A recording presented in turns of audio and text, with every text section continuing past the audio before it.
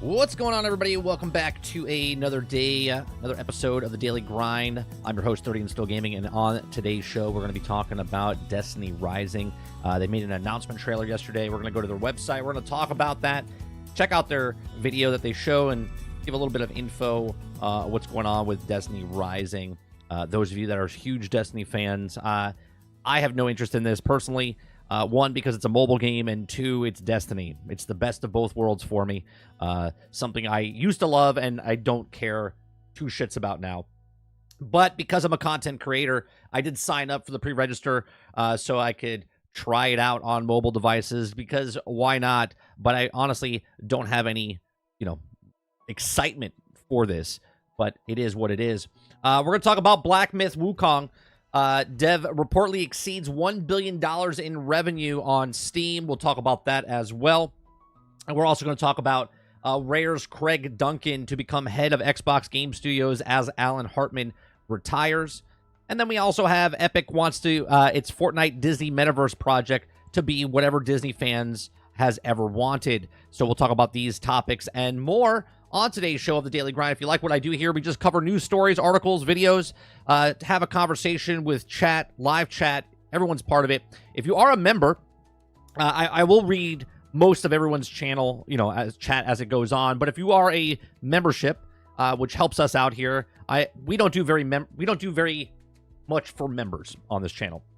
It's just that you're being a member just because you want to help the channel out and I do appreciate you very much. So I will prioritize taking comments and stuff from the live chat from members, even though I will take people that are not members and talk to them. But we will prioritize members only to have conversation back and forth. So that's what we're going to try here, to give at least some sort of benefit to members that are helping us out here. So I appreciate you very much. I appreciate everyone coming out in the mornings. If you're here for 1 second, 1 minute, or 1 hour, but hit that like button, hit that subscribe button. If you'd like to go above and beyond that, become a member as little as $5. And I do appreciate you. We do live streams. We do podcasts. Either tonight or tomorrow night, we're going to be talking to Kingard, friend of the show. We've been talking to Kingard now for crazy. We're closing in on 1 year since we first met him, and he came on the show.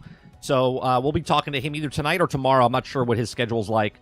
But whatever night we're not doing an interview with him or talking to him, we'll be shooting the shit with Sarge either tonight or Wednesday night, whichever one is the interview is not for the podcast. And then we also have Generation X Gaming Podcast that goes over a few of the top stories from the past week, and we rant along the way. That's every Thursday at 8 p.m. Eastern, unless there's a natural disaster happening.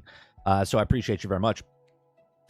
So sorry for the delay. I know I'm only like 7 minutes behind. But because of the hurricane last week, I told you guys yesterday that one of the roads got washed out in front of my son's school, which literally takes 5 minutes to get to. But because the road got washed out, I have to now go 4 miles out of the way to come back on a side road, to come all the way back to drop them off. And everybody and their mother was dropping off today. So it was a cluster. Let me just tell you, it was a cluster F this morning. And I'm sure it's going to be that way when I have to go pick him up as well. Good morning, Wonder Rose. Good morning, Robert Jones. Good morning, Moorcat. What's going on, Just Hilly? Akuta Papa, Dolphin, Sarge. Good morning. Who am I missing? Big Mo, what's going on? Hope everyone had a good weekend, good day. I missed you yesterday. We had a little bit of a... Hopefully the computer doesn't crash today. The actual software malfunctioned yesterday and just literally just cut it off, but it is what it is.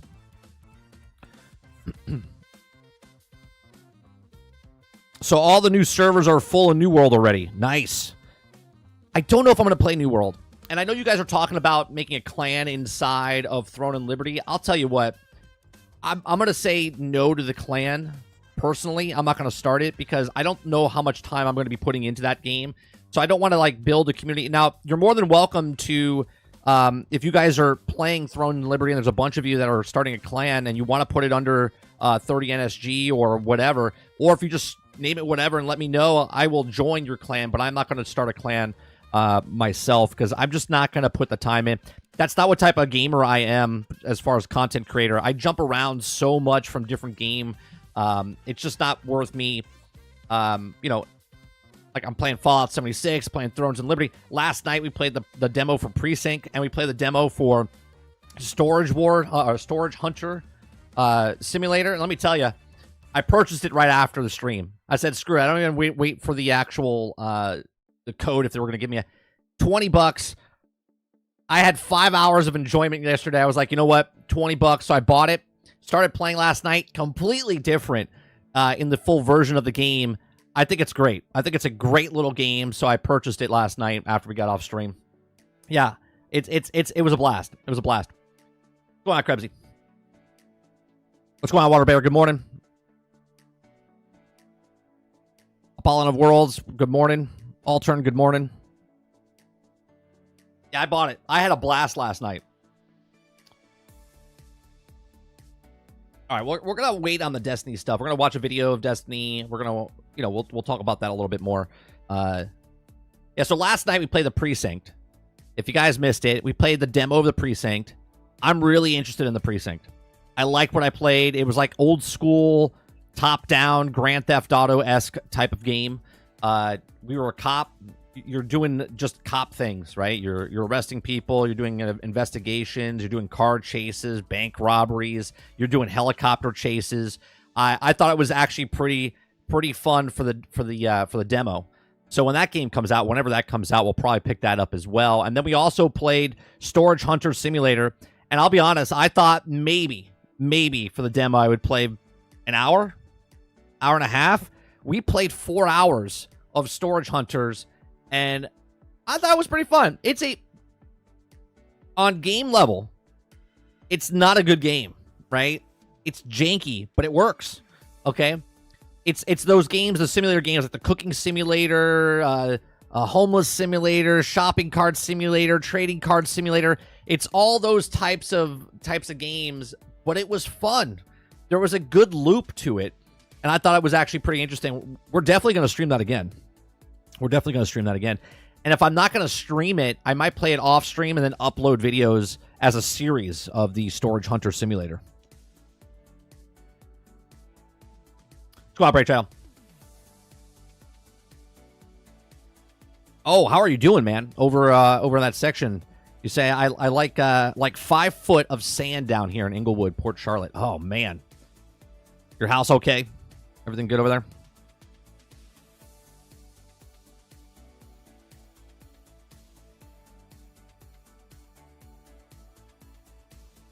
Dustin says, where was it? Where did Dustin say it? I just got 8 Assassin's Creed on sale on Steam. 8 Assassin's Creeds. How much was that for all of those? Mo says Metaphor is on fire. I hear good things about it. Not my type of game. I hear good things about it. Altern says, like Todd says, it just works. It just works.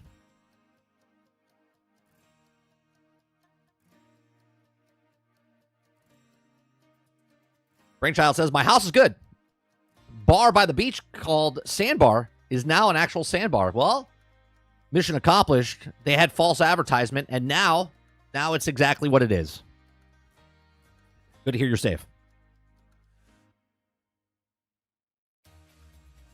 Krebsy says, I've been watching the aftermath of videos of Milton, and an amount of sand that got washed ashore is like 2 to 3 feet. It's crazy. Yeah, no. It's no joke. No, it's no joke what happens after this.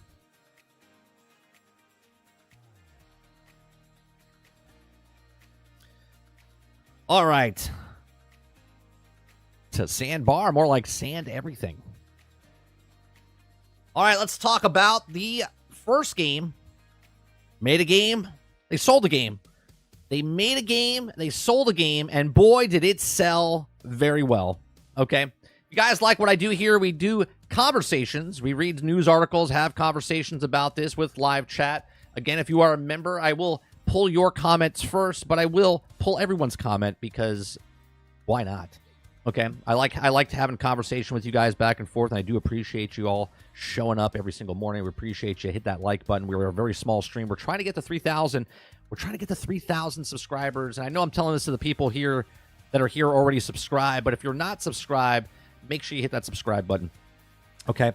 So Black Myth Wukong dev reportedly exceeds the 1 billion revenue on Steam, which is just insane. Black Myth Wukong developer Game Science exceeded a total of $1 billion in generated revenue of Steam alone. According to a recent update on Steam statistics platform, the revenue generated by Black Myth Wukong makes Game Science one of the most profitable games of the companies on Steam, alongside the likes of 2K, Bandai Namco, and Activision.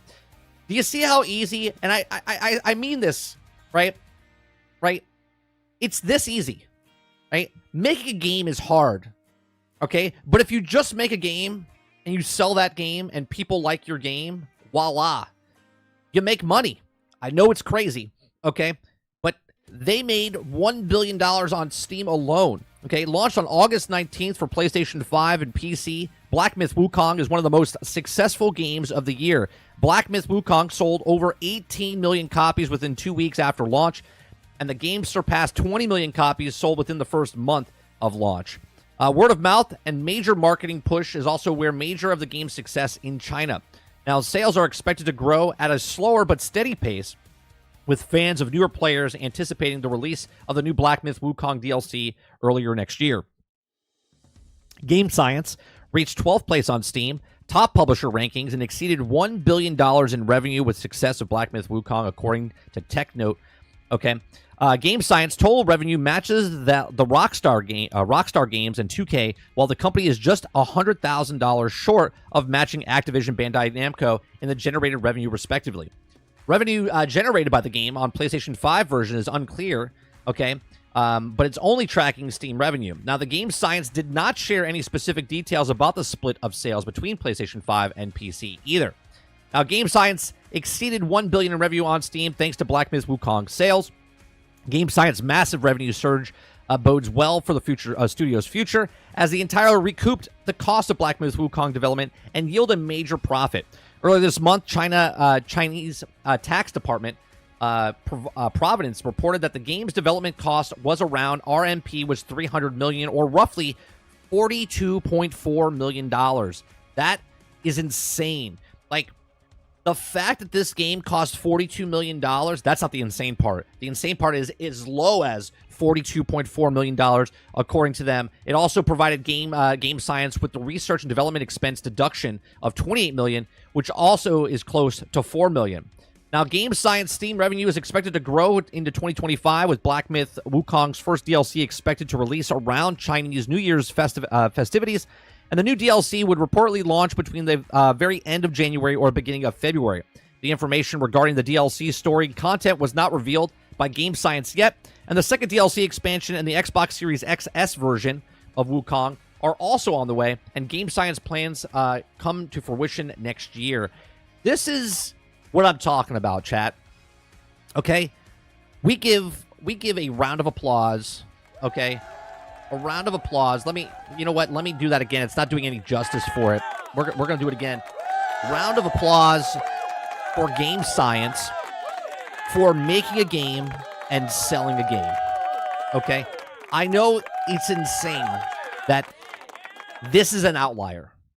This should be the standard, as we were talking about yesterday. This should be the standard in the video game industry, but instead this is an outlier. This is a game company that made a game at a low cost, not $300 million, okay? Not $300 million, not $400 million, not a live service game, not a multiplayer microtransaction fest game. This is a make a game, sell a game, and they sold the game. They sold it, and they sold $1 billion worth of Steam. This is fantastic for gamers, for game industry, for developers out there looking to go, hey, you know what? We don't need to make a multi-plat. Well, I shouldn't say you can make a multi-plat. What I'm saying is multiplayer is what I meant to say. Multiplayer, microtransactions, season pass, battle pass, constantly trying to keep you engaged instead of just making a game and then selling a game.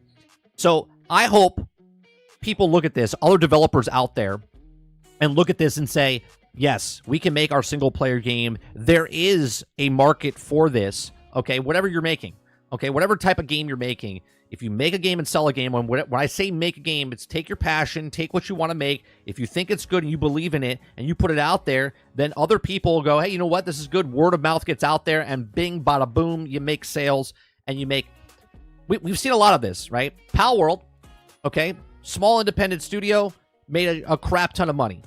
Helldivers 2, yes, it's with Sony, but they made the game and they sold way, way more, right? Selling 12 or 18 million copies or whatever it was, okay? Black Myth Wukong, Stellar Blade, all of these games selling well over their if you had to put it in an analogy, their weight class of like boxing terms, okay? They're doing so good with this, and this is good news for gamers, right? This is good news for developers looking out there going, oh, we don't have to make a microtransaction hellscape, okay? But let me know what your thoughts are. Are you playing Black Myth Wukong? What do you think of it? Do you think that when the expansions come out, do we think we have another Elden Ring-esque echelon of game now? Like Black Myth Wukong, whatever DLC they come out with is going to be a home run. Another 10, 12 million sales for the DLCs. Let me know in the comments section down below. Let me know in live chat. If you like what I do here, hit that like button, hit that subscribe button. If you'd like to go above and beyond that, become a member as little as $5. And I do appreciate you very much. Check out some of our other videos. Thanks for watching.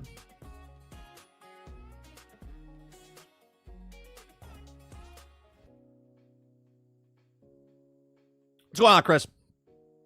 Chris says Black Myth Wukong may or may not be nominated for Game of the Year, but at least the game earned lots and lots of cash as overwhelmingly received good and the gamers that have bought the copies of the game. And you know what? This is what I say all the time, Chris. It doesn't matter if it's Game of the Year, right? If it doesn't get nominated, there's something wrong, right? If it doesn't get nominated for Game of the Year or something to do with the game, like Hogwarts Legacy last year, there's something fundamentally wrong with the game industry, the people that run these shows, okay? Like, you don't have to give it Game of the Year because it sold a bunch of copies. It's just a good game, right? It's just a good game, and that's all we want, right? It doesn't matter if it wins Game of the Year, if it actually gets nominated or not, but it would be a little weird that a game this good doesn't get nominated for any kind of thing like Hogwarts Legacy did last year. So hopefully it gets nominated for stuff, right? Again, if it doesn't get Game of the Year, okay, cool, but it's successful. Pal World is successful. Helldivers is successful. All right, all of these games are successful on their own terms. Right, Water. So they made $1 billion without releasing on Xbox yet. That's correct. Titan says this year's Baldur's Gate 3 for Xbox. Yeah, it didn't come out, and when it comes out, it'll make its money when it comes out because either the people that are on Xbox have a PC or they have a PlayStation and they've purchased Black Myth Wukong, or they haven't yet, and when the game comes to Xbox, they'll buy it because they're interested in it, right? Krebsy says, now also almost a month ago, articles said that sold 20 million copies. Now they're everywhere, unlike this article targeting Steam specifically. Jack says, if it's self-published game by Game Science, they did really well. Even if they didn't publish it by themselves, Jax, this is a huge success for them, right?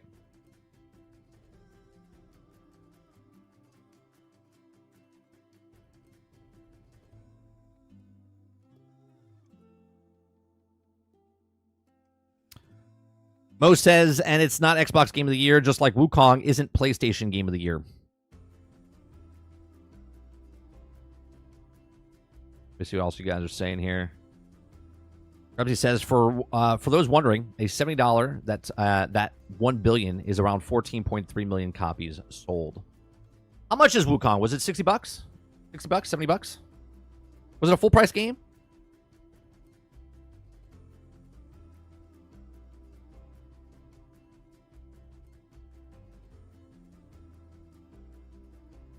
I mean, the last couple years, we've gotten some pretty damn good games.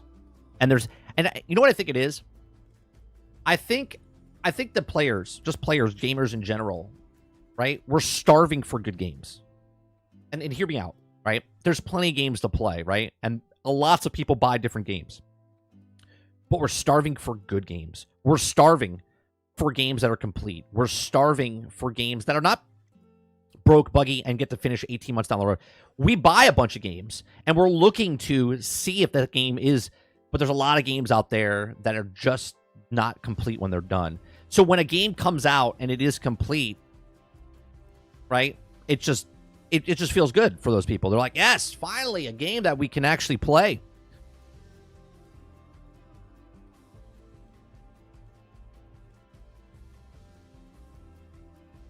See, my problem is I'm just not a fan of those types of games, right? I don't hate Metaphor in any way, shape, or form. It's just not my type of game. Like, I want to play it, but at the same time, I just look at it and I'm like, I'm just not interested. Right? Just like I was interested in Destiny, and now I'm not. We're going to talk about Destiny Rising in just a second, right? But Destiny Rising, I have no interest in it. No interest whatsoever about Destiny Rising.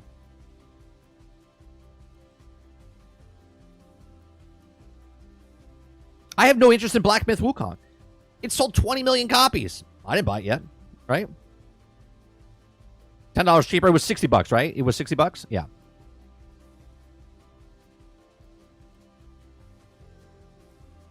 How did they sell a game that wasn't $70 and still sold? Amazing.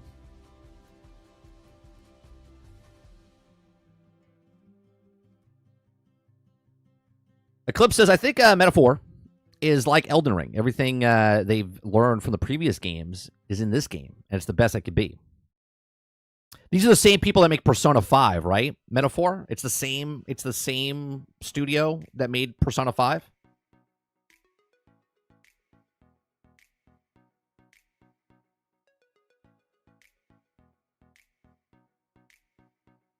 Mo says they're putting me back in my JRPG bag, like back in the 360 days. Just Hilly says, I'm interested in Destiny Rising for the reason of I want to see how far they go with the microtransactions. So you're not really interested in the game. You're interested to see what they do with the game.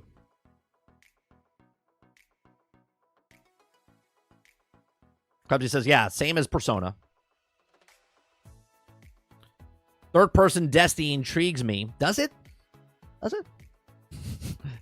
It's a mobile game. Now, I want you guys to keep the same energy level, because some of you in here are like, I'm never going to play a mobile game.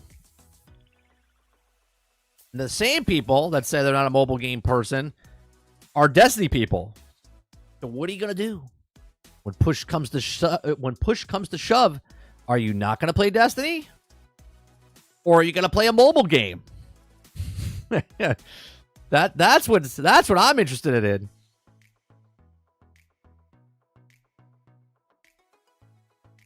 Altern says Destiny Rising sounds a lot more like a gacha. Yeah, it does.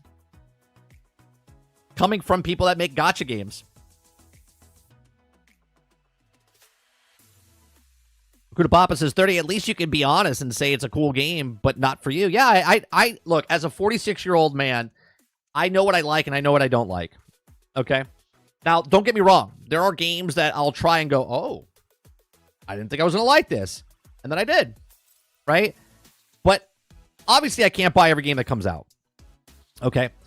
And there's certain games I look at and go, you know what? Like, for instance, I'm interested in New World. I already own New World on PC, but I don't know if I want to play it again, right? I don't know if I want to start over and play it again. So I tried Thrones and Liberty. Now I'm playing Thrones and Liberty. Now, would I purchase Throne and Liberty? No, but because it's free to play, I'm giving it a shot.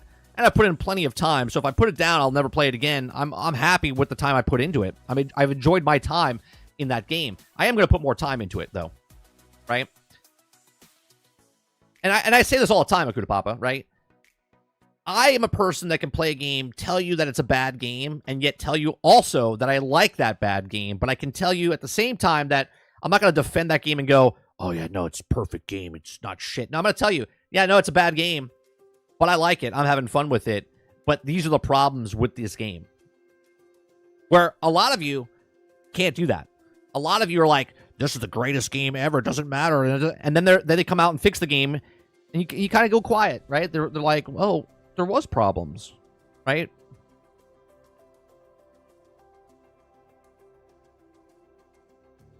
Hilly says, just equip a sword the whole time in Destiny 2. It's third person. Good tip. A good tip, Hilly. I'm gonna give you 5 points today for giving that good tip. Don't waste your time with the microtransaction. Just equip a sword, third person, all the time. What would you? Krebsy says, what would you say are the sales right now for Wukong if 1 month ago they had 20 million? Well, it was 20 million, I believe, total is what they were saying before. Now it's 20 million just on Steam. I would say they're around 20... Because I think it's about 3 times more than it's on PlayStation.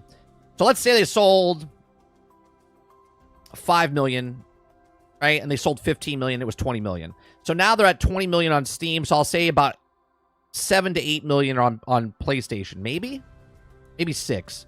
I'll say 6.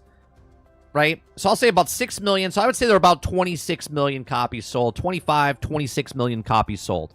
That would be my guess, Krebsy.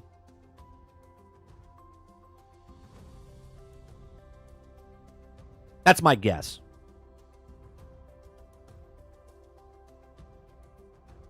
Water says, well, 30, if I play, it'll be on the emulator like I play Marvel games. Oh, I get it. A lot of people will play the game over on the emulators over on, like, we'll probably play that.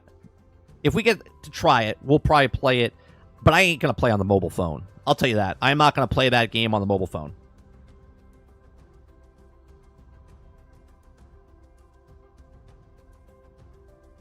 Eclipse says, you got to give Pete more money. Yeah, come on, guys. You have to play Rise and buy microtransactions. Otherwise, how are they going to make the content for the game? And how is Pete Parsons going to keep adding to his car collection?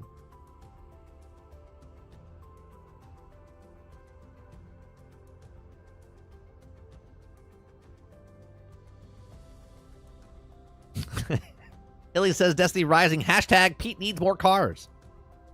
Hashtag Pete needs more cars. PNMC. Sounds like a foundation. The Destiny Rising PNMC. For your microtransaction, Pete Parson, you could help Pete Parson. Pete needs more cars. You can help the foundation with your next purchase of Destiny Rising's microtransactions. Altern says, the difference between Destiny Mobile and Destiny on PC is the screen. Because Destiny is so monetized right now, I'm surprised they don't charge you to open up an exotic engram. Now that you put it out there, how do you know Destiny Rising is not going to charge you for an exotic engram? No, because I don't think it's a looter, right? It's an RPG. Come on, Argus.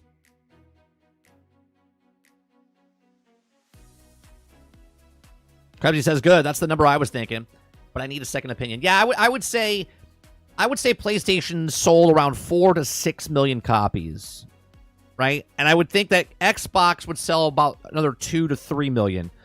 Okay. 1.5 to 3 million, maybe. Right? So the total, they'll make like 30, 32 million copies sold once it's all out on all platforms. And then plus whatever they make on the DLCs when that comes out.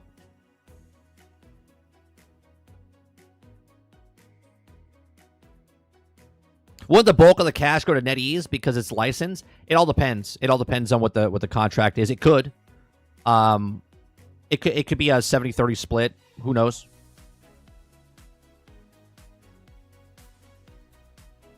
That's Pete Carson to you.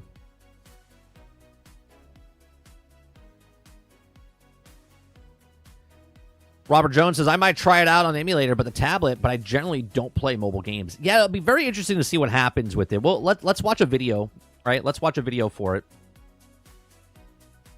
We got the official, it's a 2-minute long video.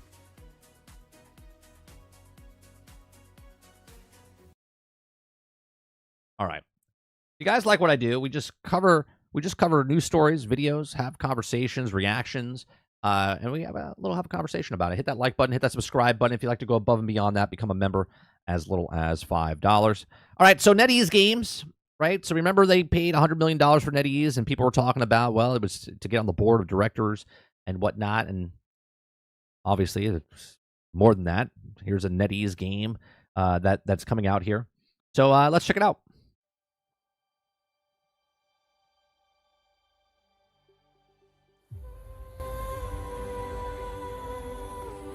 You remember the Traveler, don't you? Let's see if we can see a couple things. This is early pre-alpha mobile in-game captured. Oh, look at the tower. It looks so beautiful. It looks so clean. Back before Destiny 1 days. Obviously, we're going to see a couple more characters. Got lots of characters. Got 3-6 guys here.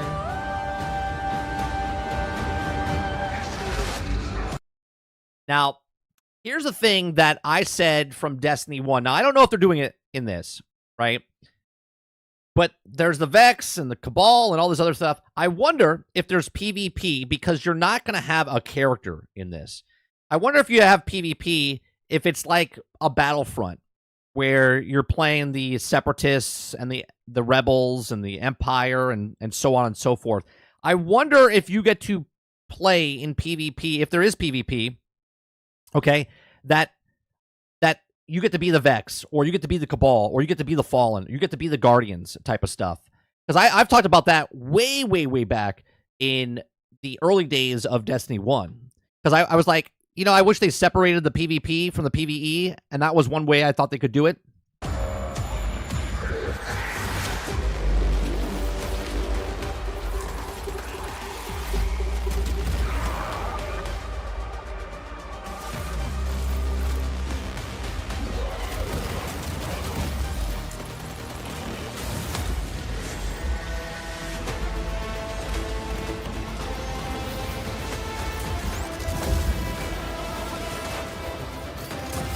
Just more Destiny.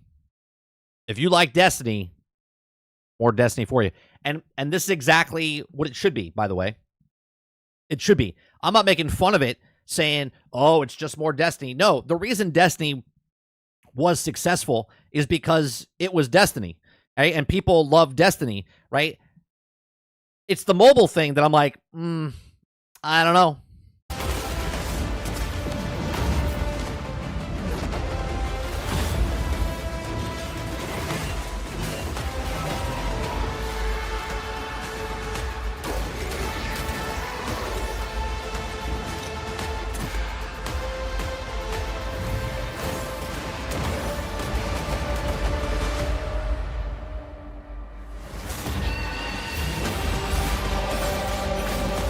I'll tell you what, though. Bungie knows how to make a trailer. Bungie knows how to sell what they're what they're putting out. It looks great. It does. It looks great.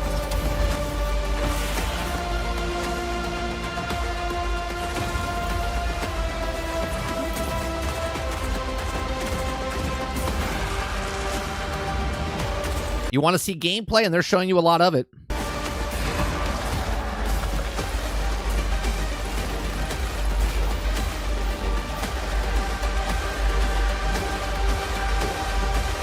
I understand when you say, Krebsy, I understand it's NetEase, but what I'm saying is when they make trailers for Destiny, they sell it very well.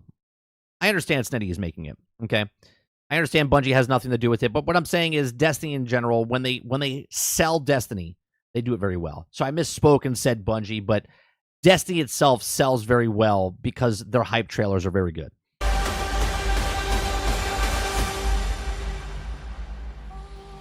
It is time to embrace your destiny.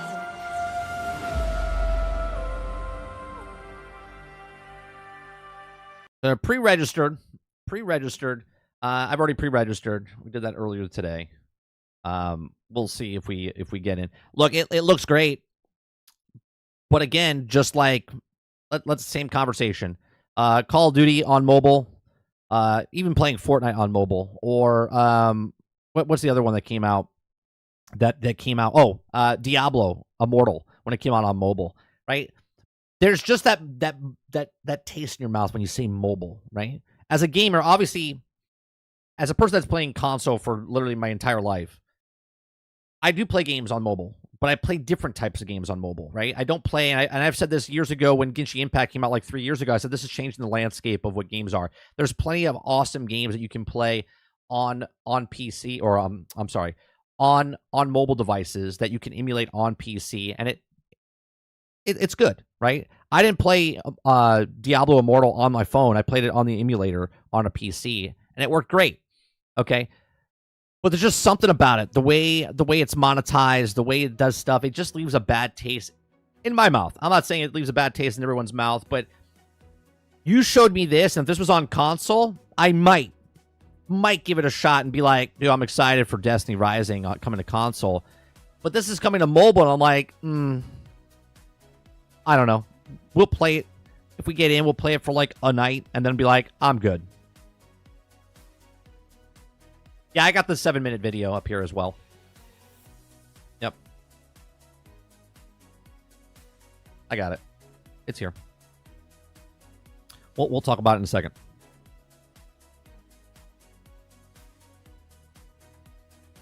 There's no mobile game that looks like this and plays like Destiny. Sure. But you also got to remember, as Krebsy said, will it play? Because it's not Bungie. It's NetEase. Right? Did they do a good job to make it a 1-to-1? Sure, it looks like that in the thing. Will it feel like Destiny on the mobile device as smooth shooting and whatnot?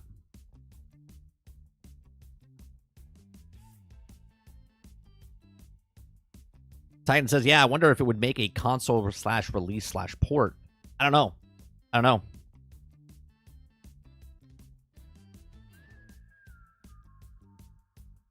World says, I don't know.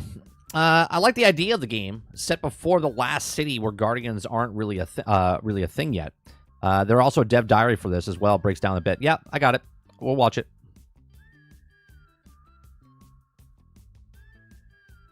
For being a mobile, it looks pretty good.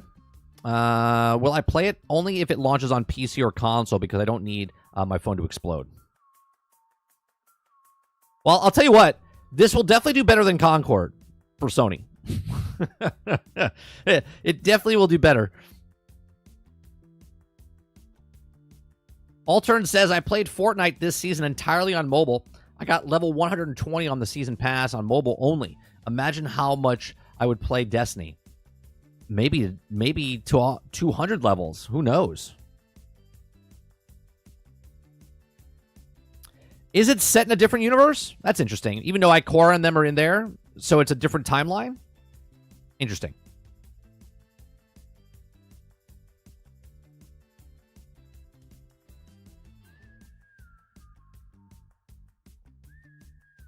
Well, I've played Destiny 2 through the cloud on Stadia and other places. The cloud works great. I have no issue with, like I said, Worlds. I think it looks great. I'm just not interested in Destiny anymore, right? And I'm not interested in mobile games. So you take the thing I'm not interested in and you put it on mobile that I'm not interested in. I'm just not interested in it.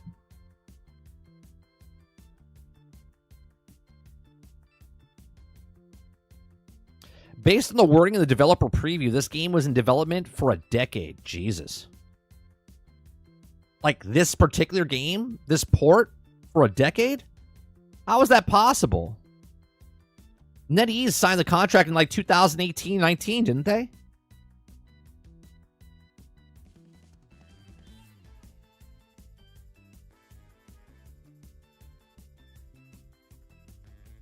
Like, how is that even possible?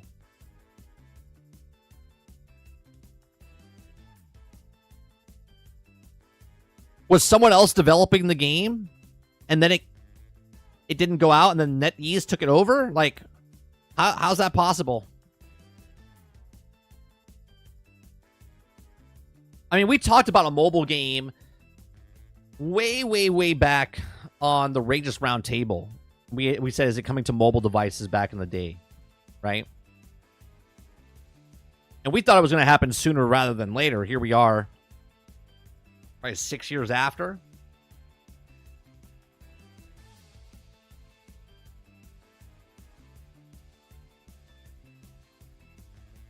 They could have worked on it, and then later they changed it to Assets of Destiny stuff. Perhaps. Here's another thing I don't like. Wasn't NetEase the one that made the Marvel game that we played? Marvel Future Revolution? That was made by NetEase, wasn't it? They abandon stuff pretty fast if it doesn't work out for them. Right? And there was a lot of people playing that game, but there wasn't a lot of people buying the microtransactions.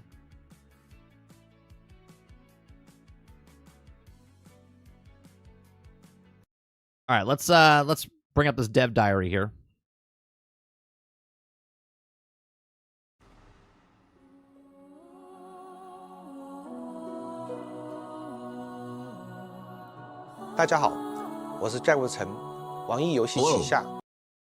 I'm Jacob Chen, the producer of Destiny Rising here at NetEase Games. Destiny is an outstanding global brand that we respect deeply, and our team Yeah, they're making Rivals as well, Eclipse.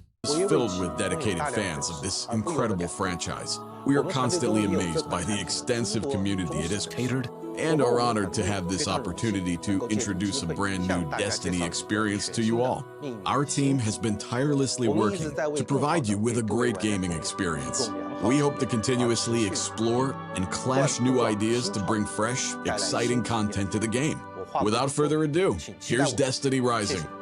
Hey everyone, we here at Bungie are so excited that NetEase has invited us to join them as they announce their brand new mobile game set in an alternate Destiny universe. I wonder why they're setting it in an alternate Destiny universe and not the normal universe. I wonder if it's because it's NetEase and they can do what they want with it. Like, how many timelines are there? Are we doing the multiverses here? Now, for the past few years, NetEase has been working hard, and it has been our honor to support them in building a high-quality and authentic Destiny experience, and on a brand new platform. Destiny Rising is a new take on Destiny, set in an alternate universe with its own timeline, but true to the core tenets and identity of Destiny. Our partnership team at Bungie has worked to support NetEase. Now, we heard reports that Bungie has nothing, zero, zilch, nada to do with any of this. And designing Rising to be a game that should be perfect for veterans of the franchise and also appeal to a whole new audience that has yet to experience the world of Destiny. We can't wait for NetEase to show you what they've been working on, and we look forward to playing Destiny Rising right besides all of you. Wouldn't it be funny if Destiny Rising succeeds where regular Destiny didn't?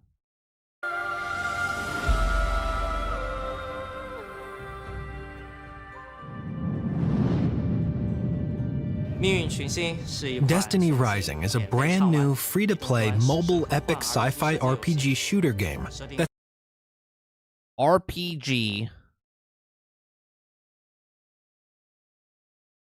sets in an So it's an RPG shooter game, so it's not a looter. It's not a looter. alternate Destiny timeline. It embarks on an epic adventure rooted in the aftermath of a fateful alien invasion, where humanity struggles to rise from the ashes of destruction. Imagine an unexplored era of Destiny, before we had the tower for the emergence of Guardians. As huge So there's not Guardians yet. Okay. fans of Destiny ourselves, we're very grateful to Bungie for their amazing support, granting us the creative Uh-oh, a whiteboard. The last time I saw a whiteboard was with Star Wars, and there was dinosaurs written on it. freedom to develop and nurture our own Golden Age, the Collapse, the Dark Age, Iron Lords, Wolf, City Age, Haven, the Lost City. Okay. Not that it means anything because they're in a different alternate timeline. vision. We want to capture and depict a specific time where the reins are in the hands of the players to experience, to explore, to define.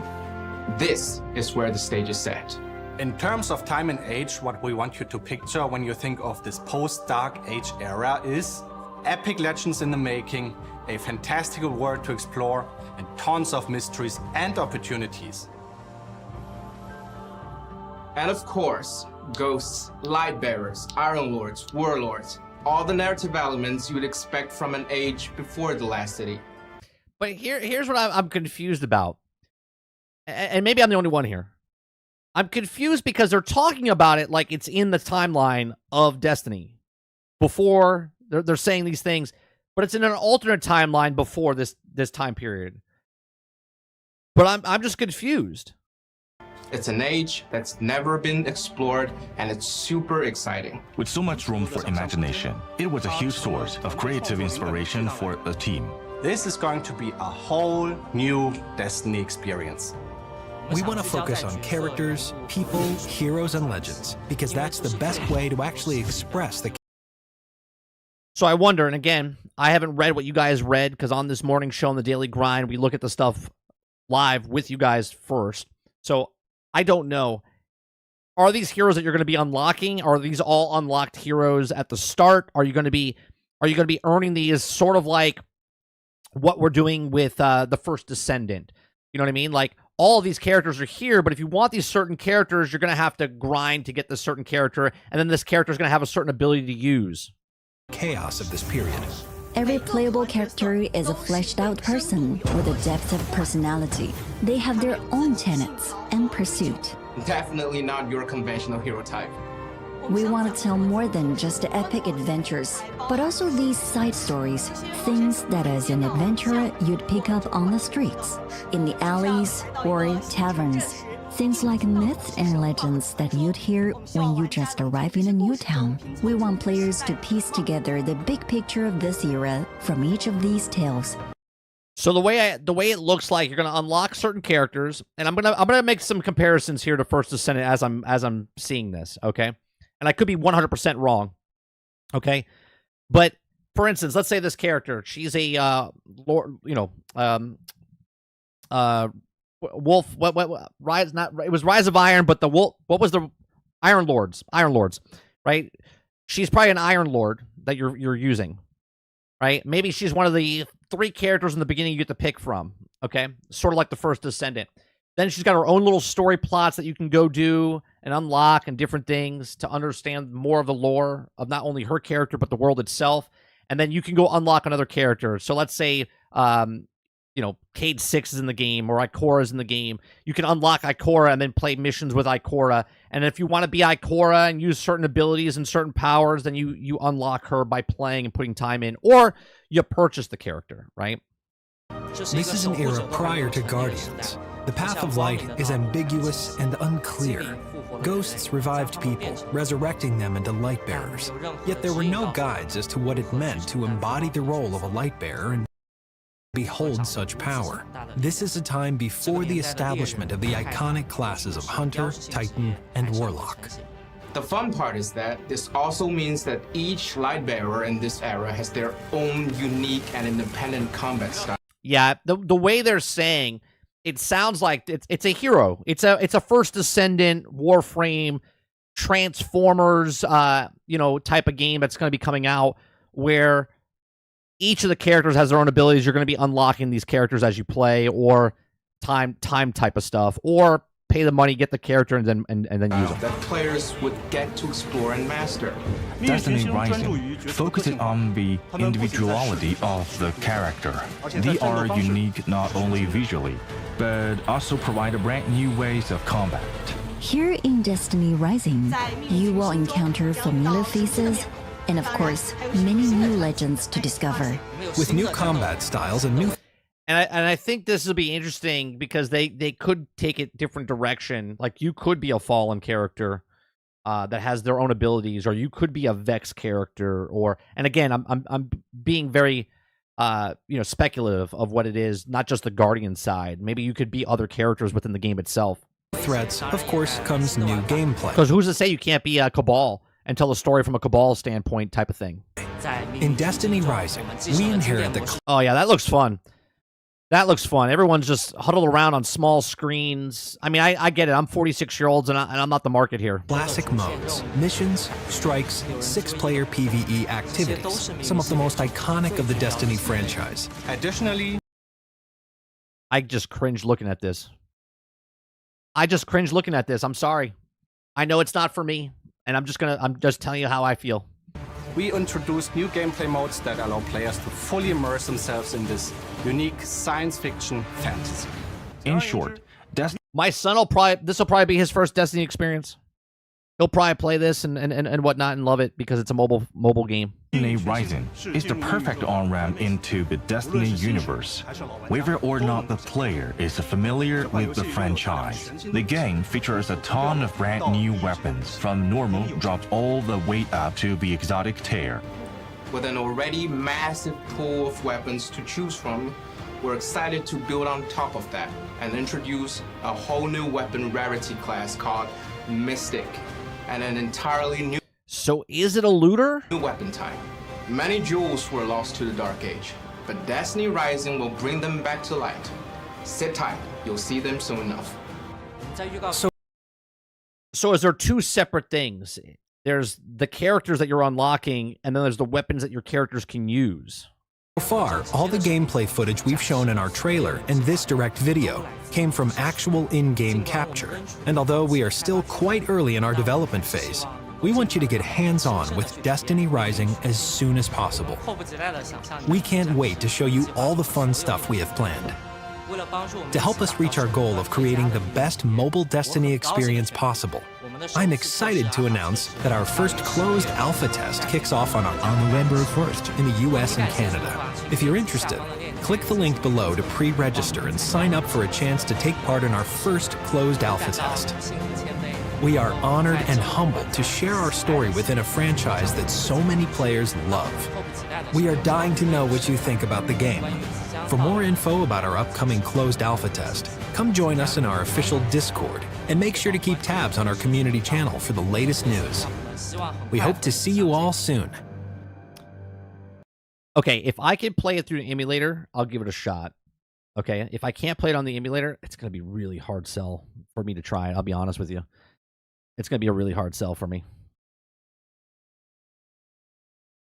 I just do not like, even though when I was on vacation and I said I played plenty of games on my mobile, I played First Descendant on my mobile, I played Fallout 76 on the mobile, I've played plenty of games on the mobile device. Okay, that's because I was traveling and I didn't have the place to play. Okay, I prefer to play on a bigger screen. I prefer to play on a television set, monitor, you know, to 100% this on mobile all the time, where I don't have a chance. I will give it a shot if it's on an emulator, which it most likely will be, and I'll give it a shot on PC. Okay, but as far as 100%, now obviously this is going to be huge. This is going to be huge because the mobile market, just in China alone, okay, is going to be ginormous for them. And I get it, right? Again, I'm 46 years old. I don't want to play, even though I agree that people play on these things. Those of you in the chat are like, no one's going to play on the mobile. They say otherwise. Okay? I know people play on mobile devices, okay? I'm not denying that in any way, shape, or form. I know this will be huge for Destiny. I know Diablo Immortal is huge. I know Call of Duty is huge on mobile and other games are huge. Genshin Impact. I get it. Just not my cup of tea. You know what I mean? I agree, Kraken. I said when iPhone announced and they're putting native games on the phone and whatnot, it's huge. And look at about what Microsoft is doing next month, where they're opening it up. Okay, they have I believe they have a blog. We're looking at that in a second, where they open it up and just tons and tons of people are playing on mobile. I get it. Pepsi says character's ability is like the First Descendant. Bunny weapons could be the loot since the rarity. Yeah, I feel 100%. I feel like this is a First Descendant, Warframe, Transformers Reactivate type of game. What we feel. We don't know what Transformers Reactivate is, but I feel like Transformers Reactivate is like the First Descendant, which is like Warframe type of game. That's the feeling I get with Destiny Rising. 100%. Just Haley says playing the game on mobile is one thing, but playing a mobile game is quite another. Right. Like, I'm okay playing those games on my mobile when I need to, but playing fully on mobile, I don't know, Hilly. It's going to be a tough sell for me. Altern says, I mean, it looks fun, to be honest. Playing this on a tablet, imaginary, where in normal job, in a break, just pull up the phone and play it. Oh, Altern, look, don't let me shit on your parade. Like, if you look at this and you're excited about it, be excited about it, right? I'm just saying it's going to be a hard sell for a lot of people that play Destiny are in the older bracket. Late 30s, early 40s, and even older, okay? That was the majority of the Destiny population, okay? Dads, okay? There's a lot of people that are younger, but dads and stuff played a lot, okay? This is going to be a hard sell for that market, but they'll force themselves if they can play it on PC through the emulator type of stuff, okay? You're not going to have older guys and girls playing this on mobile device because it's going to get old real fast for them.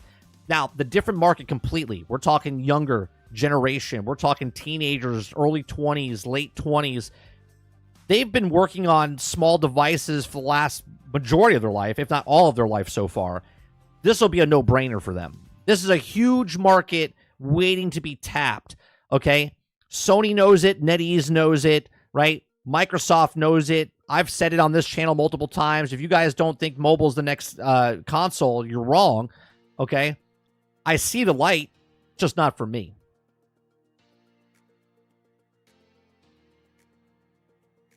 Eclipse says, just put the Steam launcher for it, and if they have the time of Marvel Snaps has one. Right. If you could put this on console, maybe they'll test it out. Maybe NetEase will look at this and say, well, all right, here's the mobile device. Now we're going to put it on console. We'll see. Destiny Rising recommends an iPhone 8 or newer. I think the 8 will struggle. I have a 15 Pro Max. Bracket says, I'll stick with my PC plus Steam Deck, but I see mobile gaming definitely becoming a more accessible, higher quality games. Oh, for sure. For sure, Kraken. And I'm right there with you. I've said it. I've spoken about this multiple times. I agree 1,000% with that statement. World says, how dare you call me out of age? I don't know how old you are. yeah. Put your glasses on and then start playing games. I'm okay. Go ahead. Maybe they're looking for a younger gen. Kids that also use their father's credit cards will also probably make more money just for that reason.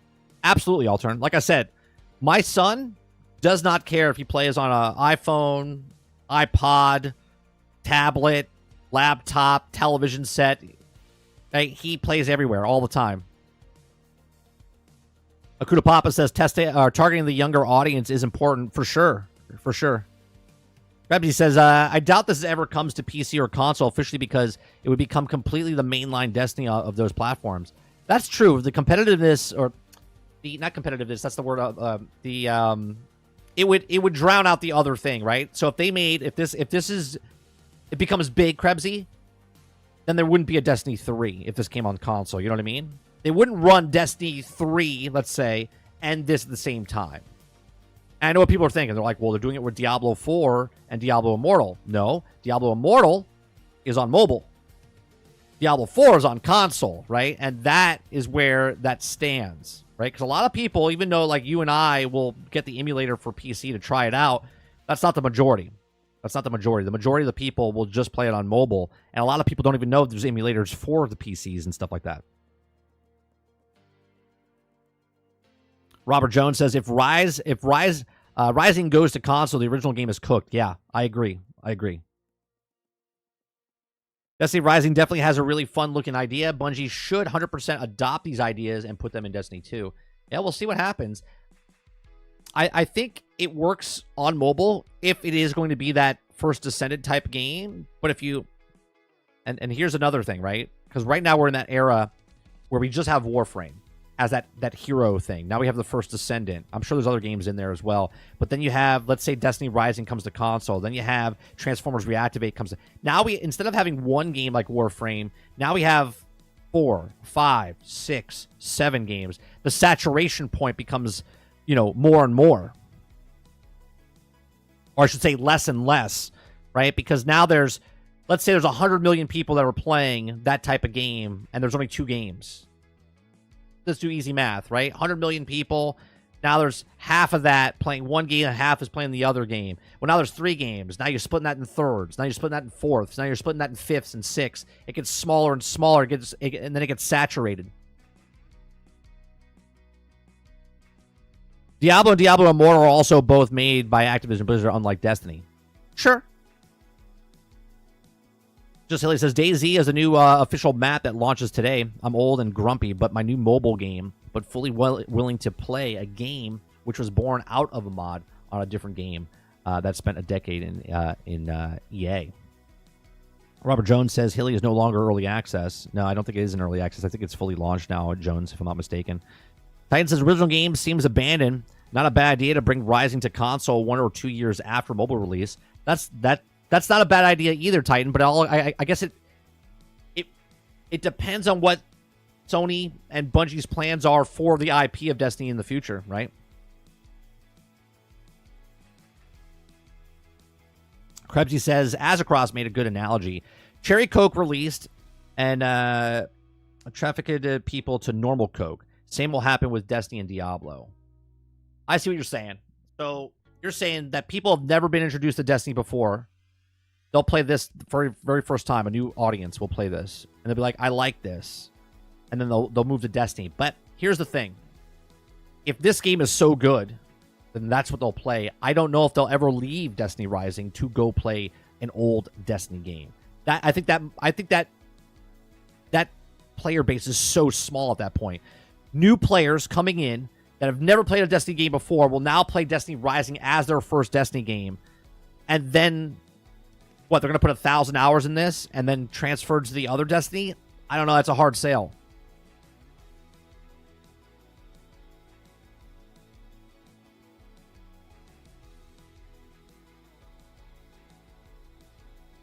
Robert Jones says, I'm more excited about the story than anything. Let's see if they have a... do they have a blog? I have their site up, but that doesn't really say anything on the site. This is their site. It says, the first mobile game in Destiny franchise. Enter the era of heroes and legends, where familiar Destiny... See, heroes and legends. So I'm assuming that these generic characters are your heroes, and then your legends will be Ikora, Cade 6, Zavala, and those will be like the gold status of like the first Descendant, right? Like the Bunny Gold Edition or Ultimate Edition type of stuff. Maybe each of these characters go up to an Ultimate Edition. Or it could just mean legends as those characters, and they're not like special characters. They're normal characters, and then there's also the legendary characters. El Dente says K2, maybe. Enter the era of heroes and legends. The familiar Destiny faces meet intriguing new characters, each with their rich story, unique personalities, formidable skills. Experience top-tier sci-fi shooting action in FPP or TPP as you embark on a new adventure in the alternate Destiny timeline. Play these unique characters and defend your future Earth and reclaim humanity's future. Kate 6.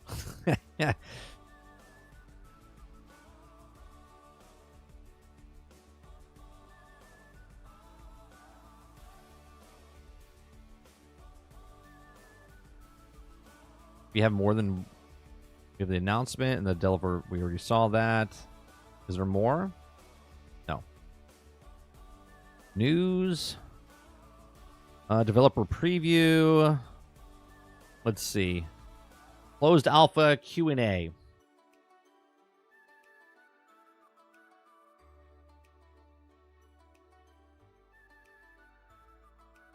Thank you, Krebsy.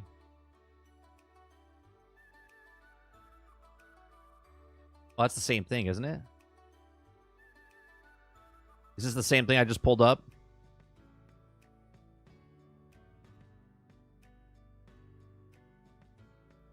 Yeah, I already got it. Yeah. All right. All right. Pre-register now. A chance to participate in the DRCA. When will Destiny Rise closed alpha test begin? It'll begin on November 1st. Stay tuned. Which region will be available? Closed alpha test. That's intended in the U.S. and Canada. How do you participate in Destiny Rising closed alpha test? I find it funny that it's going to be in USA and Canada and not across overseas. Seems a little weird. Okay. Destiny Rising will be available on iOS and Android devices. We recommend Snapdragon 845 or newer. The best preferred performance on Android devices, iPhone 8 or newer. For iOS devices, for complete lists, please check out the recommended thing. Where to reach out for help to encounter issues. I don't care about that. Feedback, recommended specs. Yeah, that's... I want to know more about... Do they talk about something about the game? I don't think they do. Unless there's something else somewhere. Is it the second thing that you sent me? That's the Q&A.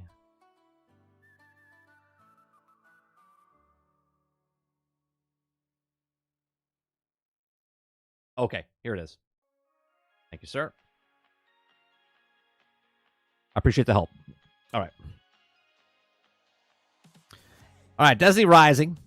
Official announcement. Thrilled to announce Destiny Rising. Beloved. Okay, with Destiny Rising, NetEase Games is honored and partnered with Bungie to deliver Destiny caliber experience on mobile devices. Ethan Wang, Senior Vice President of NetEase. Destiny is an incredible franchise and passionate. For over a decade, we have built a universe to contain many unique and wonderful stories, and we're excited to see mobile gamers to be able to experience a new take on... See, that's a weird statement. For over a decade, we've built a universe. That's got to be Bungie saying, for over a decade, we've built a universe. But now to see mobile gamers to be able to experience it, this is a new take on Destiny universe from the creative. So yeah, it's been 10 years for Destiny, but not 10 years for NetEase making this. Okay. NetEase Games also released an exclusive digital direct community showcase on YouTube, offering an in-depth exploration, device gameplay features, development team insight, access to digital direct video following. Okay, well, is that the one we watched? Yeah, it's the one we just watched. Okay. As Genesis, a new possibility of Destiny Universe, Destiny Rising delves into the unseen era. Okay, hope to looms once again over terrifying collapse of civilization and dangers of resulting dark age. With the help of legendary Iron Lords, humanity has broken free of the shackles of tyranny and began to rally together against the alien forces. Okay. Rise will also feature the following. The iconic sci-fi first-person shooter coming to mobile. Experience iconic, best-in-class sci-fi shooting action at your fingertips. Choose between highly immersive first-person VI or a new fully third-person action view to play with touch screen compatible control precision. Legendary characters. Enter the heroes and legendary familiar faces from Destiny and join the host of new intriguing characters. Each character comes with their new personal story, unique personality, and formidable skills. We already read that one. Dynamic PvE and PvP game modes. Now, this would be interesting to see if it's just your Guardians, or you get to be the Vex 6-character Guardian, like characters that are in Vex and 6 characters in Cabal. You know what I mean? Sort of like when you played old school like Battlefront or even Gears of War type of stuff. Choose from a wide array of game modes, such as campaign missions and 6-player co-op strikes that are iconic to Destiny's franchise, along with all new replayable PvE and PvP modes. Okay, join the action with your teammates, embark on a thrilling online multiplayer action along with the fellow players. Build strong clans, experience fun, casual party game modes, customize share spaces, and more. Join your friends to fight off invading enemies and challenging to test your skills. Explore Earth after the collapse. Journey through a world fighting against the darkness from the Sanctuary of Haven, refuge of the Light Bearers. Okay. Expand to the Red Sea Rift. Traverse diverse sci-fi biomes. Over hidden stories, adventures, distant future Earth. Search the seeds of hope, and also will shape the future of humanity's civilization. Entirely new Destiny narrative. Powerful exotic weapons. Countless powerful exotic weapons are available to customize according to your combat style. Explore different weapons and traits combinations. Defeat enemies with different gameplay mechanics and become the next masters of arms. Okay. You'll learn more about there.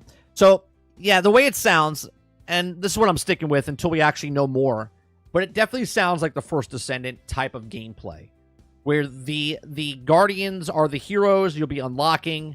They'll each have their own special abilities, and you'll use the weapons just like you do in First Descendant, where you can use any weapon to any of the characters, and you can build up the weapons that you want to use and make the builds that you want to make. But it definitely feels like a First Descendant Warframe type of game. Could be very interesting to see what happens with this game when it comes out.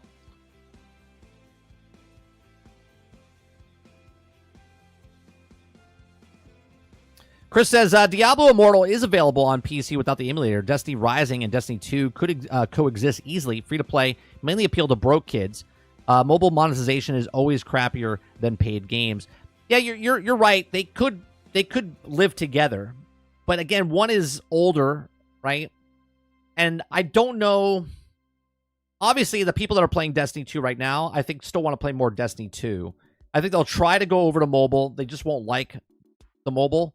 And then they'll go back to Destiny 2 waiting for that content that comes out for them. But this could also be the game plan, right, of Sony and Bungie and NetEase, where while you're waiting for new content to come out in Destiny 2, you can go play the mobile game and keep you entertained there while you wait for that. And you can bounce back and forth between mobile and then Destiny, where they They just keep you. Sort of like what Amazon's doing, right? Amazon doesn't care if you play New World, if you play Lost Ark, or if you're playing Thrones and Liberty. They just want you to be playing one of their games, if not all three of their games, keep you in the ecosystem of what they're doing with that, right? Their MMOs are their MMOs. There's a wide variety of that. And maybe that's what Bungie's trying to go for. Maybe that's what Sony's trying to go for, right? You want Destiny. We can't give you more Destiny all the time, so we have Destiny on mobile that you can play to fill in the gaps while you're waiting for the other content to come out for Destiny. Altern says, I don't know, people were saying that after the final shape, they will no longer play Destiny 2, and now they're going crazy because Destiny is going to go to mobile. Yeah, because people are addicted to Destiny. Eclipse says, yeah, the stuff that they're adding, it sounds awesome. Stuff they wanted to main Destiny for a while. Yeah, I think it'll be interesting to see what happens. What's going on, El Nini? We'll give it a shot, personally, El, when it comes out, if we get to test it. But if I have to play on mobile, it's a hard pass for me. Again, I'm not really interested in Destiny anymore, so I don't hate Destiny. I just outgrew Destiny myself. Like my taste buds changed. I just don't like it. Remedy says, if you play Diablo Immortal and Diablo 4, the money goes to Activision Blizzard. You play Destiny Rising on PC, majority of the money goes to NetEase and could also decrease the profits person who's licensed you're using. Sure, but Sony still gets the money, right? Sony is still a part of NetEase. Like, they license it to them. They probably still get a percentage. They're still making money off of it, right? Forget Bungie. Bungie's owned by Sony. Sony's going to get the money from NetEase or from Bungie. It doesn't really matter. Waterbear says, the funny is that Diablo Immortal is better than Diablo 4, but the microtransaction shit makes it costly to play. This is why I try out Destiny Rising, but not spending any money. It'll be interesting to see what the way they do the microtransactions, how they will implement the microtransactions there. Again, I think it's going to be cosmetics, and I think it's going to be the same format as the First Ascendant. That's what I'm looking at. Crowded House says, I'm actually enjoying Destiny. It doesn't feel like a job right now. Well, that's good. Would it feel like a job, Crowded, if I haven't played in 3 years and I log into Destiny? Would it feel like a job to do all the stuff to get to the point that you are now?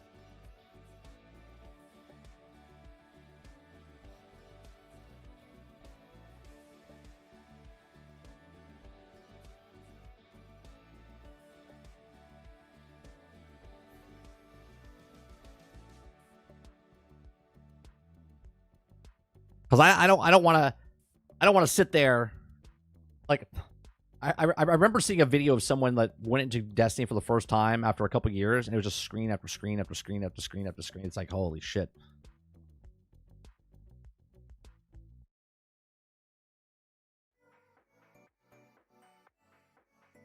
Jones says probably, but why rush it? Who said I would rush it? I didn't say anything about rushing.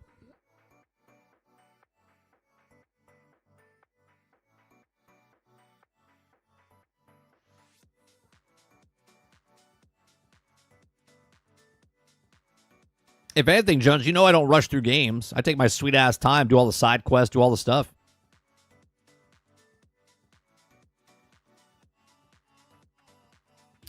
Crowded House says, not really. You can just target what you want right now without too much of a hassle.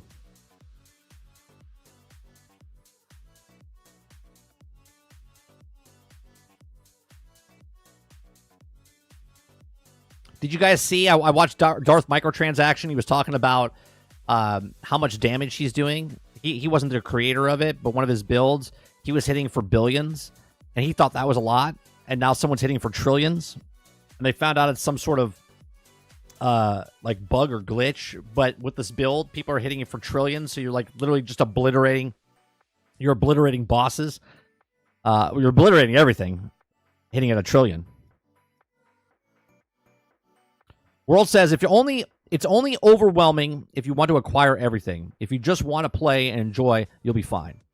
Well, I'm not going back myself. I was just asking.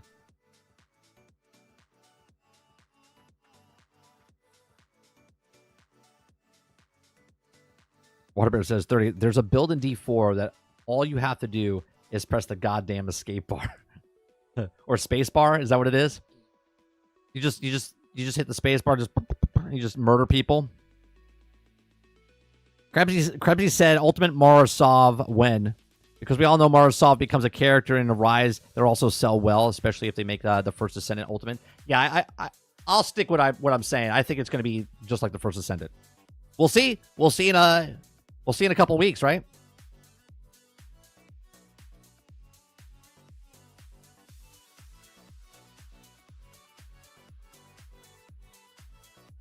Obviously, that'll get nerfed, right? In Diablo 4, that'll get nerfed, 100%.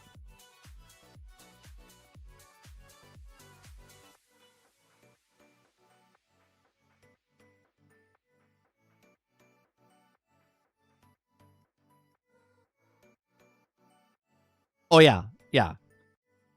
I figure it would, Broick.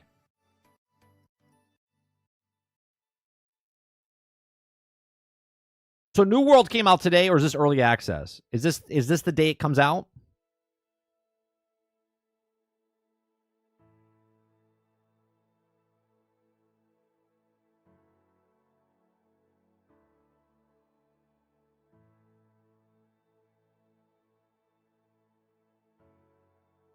They posted about it yesterday. Okay, I saw the dark microtransaction video this morning, so I didn't see the patch notes.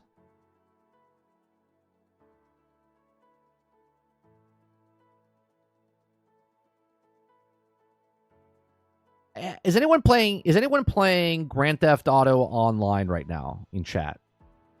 I have a question.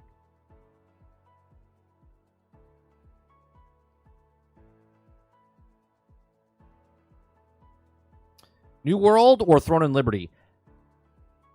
I said when I was playing Throne and Liberty, it makes me want to play New World. But I don't know if I want... Because I have New World for PC. But I kind of like playing on the console better. But I don't want to buy it again right now, Water, for console. Because I don't know if I'm going to put a lot of time into it.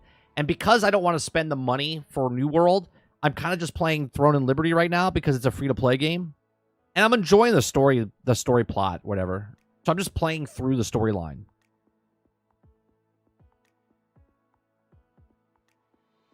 Warcats, you're playing Grand Theft Auto Online? Okay. What event do they have going on right now? I saw something where it was like, because of October, is there like a horde mode of zombies inside of Yankton? Is that like a game mode, or is that happening all throughout the map?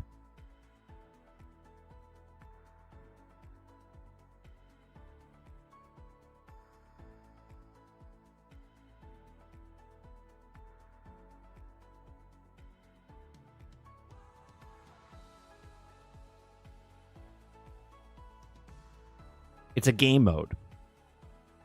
So how big is it, and is it fun? It's just a zombie thing, but it takes place.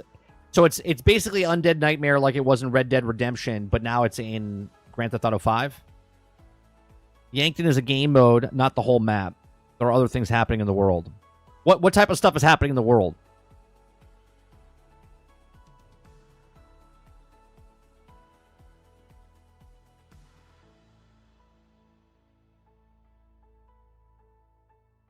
It's a good mode. Nothing too special. Fun. All right. I was thinking about downloading it and playing it again. But I haven't played Grand Theft Auto since... God, it's got to be 4 years since I've had the new console. So I have the disc I have to put in. I just didn't know if I should. If it's fun, give it a shot or whatnot. Here's the stuff that's coming to Game Pass.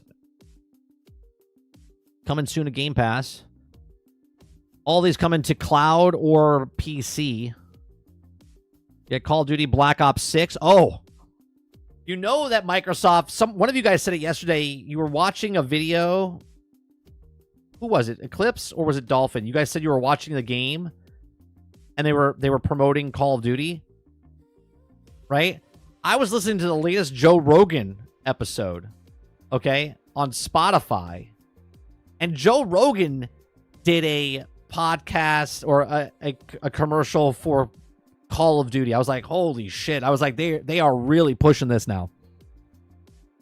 He did a full-fledged advertisement for it. And then it got thrown to another actor, and then it came back to him. I was like, oh, Jesus.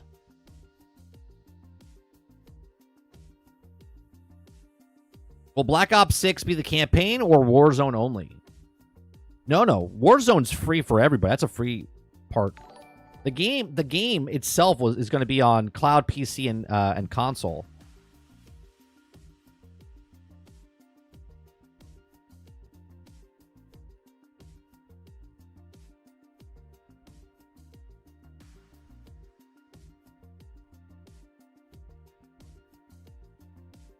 I don't know if someone just subscribed or whatever. Nothing popped up on the screen. I heard the noise.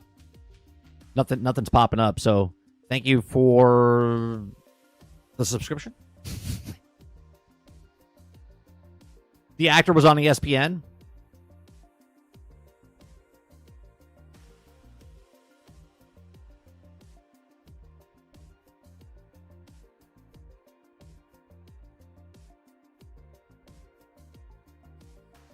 All I get is the VPN in AG1. No, he did a full-blown Call of Duty commercial. I was like, what the hell? I was like, man.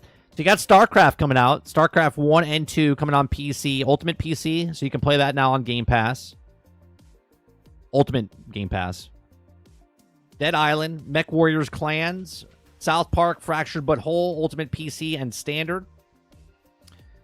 Ashton, which is a good game. Ultimate PC and Standard. Donut County, never played it, but I heard it was good. Ultimate PC and Standard. Warzone Ultimate is on cloud. Call of Duty Warfare 3 is on cloud and Ultimate. And Call of Duty Black Ops 6 is on Ultimate and PC, console, PC, and cloud.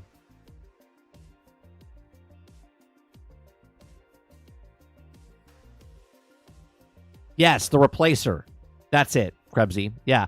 Joe Rogan throws it to the replacer, and then the replacer throws it back to Rogan.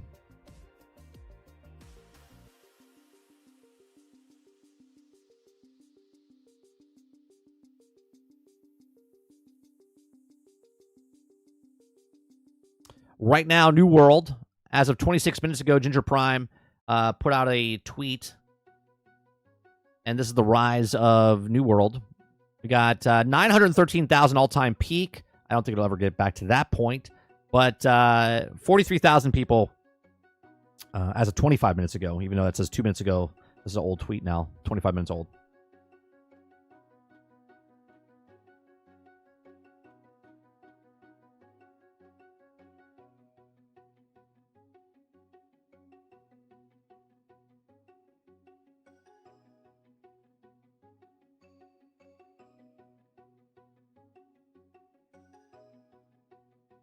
Now available on PlayStation 5, Xbox Series X, S, PC, and Steam. Dragon Ball Sparking Zero has sold over 3 million copies within the first 24 hours of its release. There you go. That was posted 4 hours ago.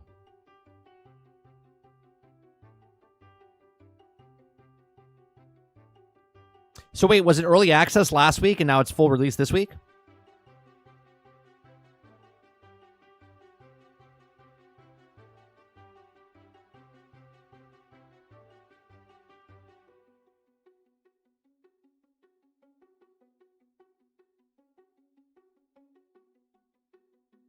Released on the 10th. Well, that's nice. Good for them.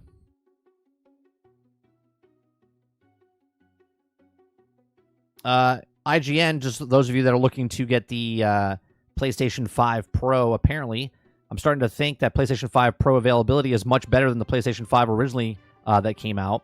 That's because it's $700, let's be honest. And there's not a chip shortage. But you can go to these links inside here. So IGN deals over on Twitter. If you guys are looking to get a PlayStation 5 Pro and don't know how to get one, there you go.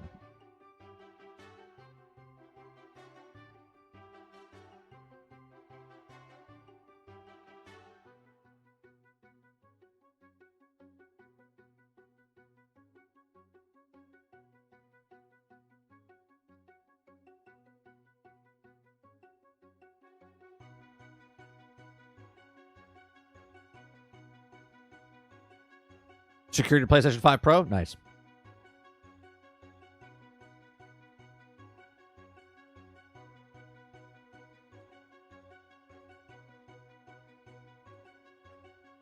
Eclipse says, this is why I haven't got a pro yet, because I was waiting for IGN to tell me. Well, they're just letting you know that they're available.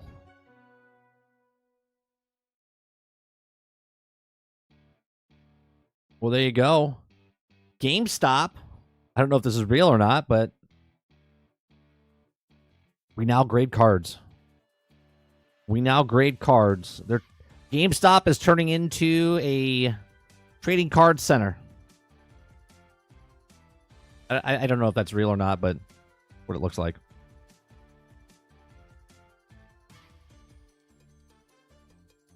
Wait a minute, Water. You were super hyped.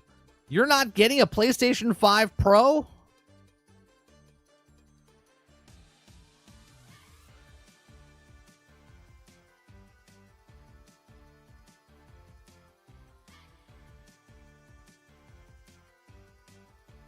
Billy says, I've been able to secure products with my money for approximately 35 years without help from IGN. Hey, look, I was just trying to show you if people are trying to get the PlayStation 5 Pro, maybe they didn't know there was availability. There's the links.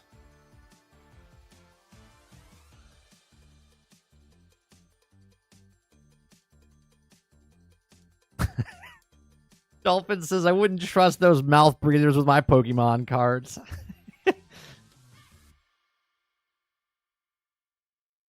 I don't trust them as far as I could throw them.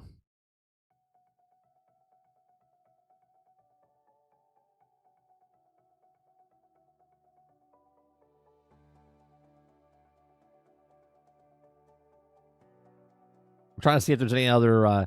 We have a story. We got just a news story. I don't really have much to. I don't think I would have much to add to this, but those of you that know Rare.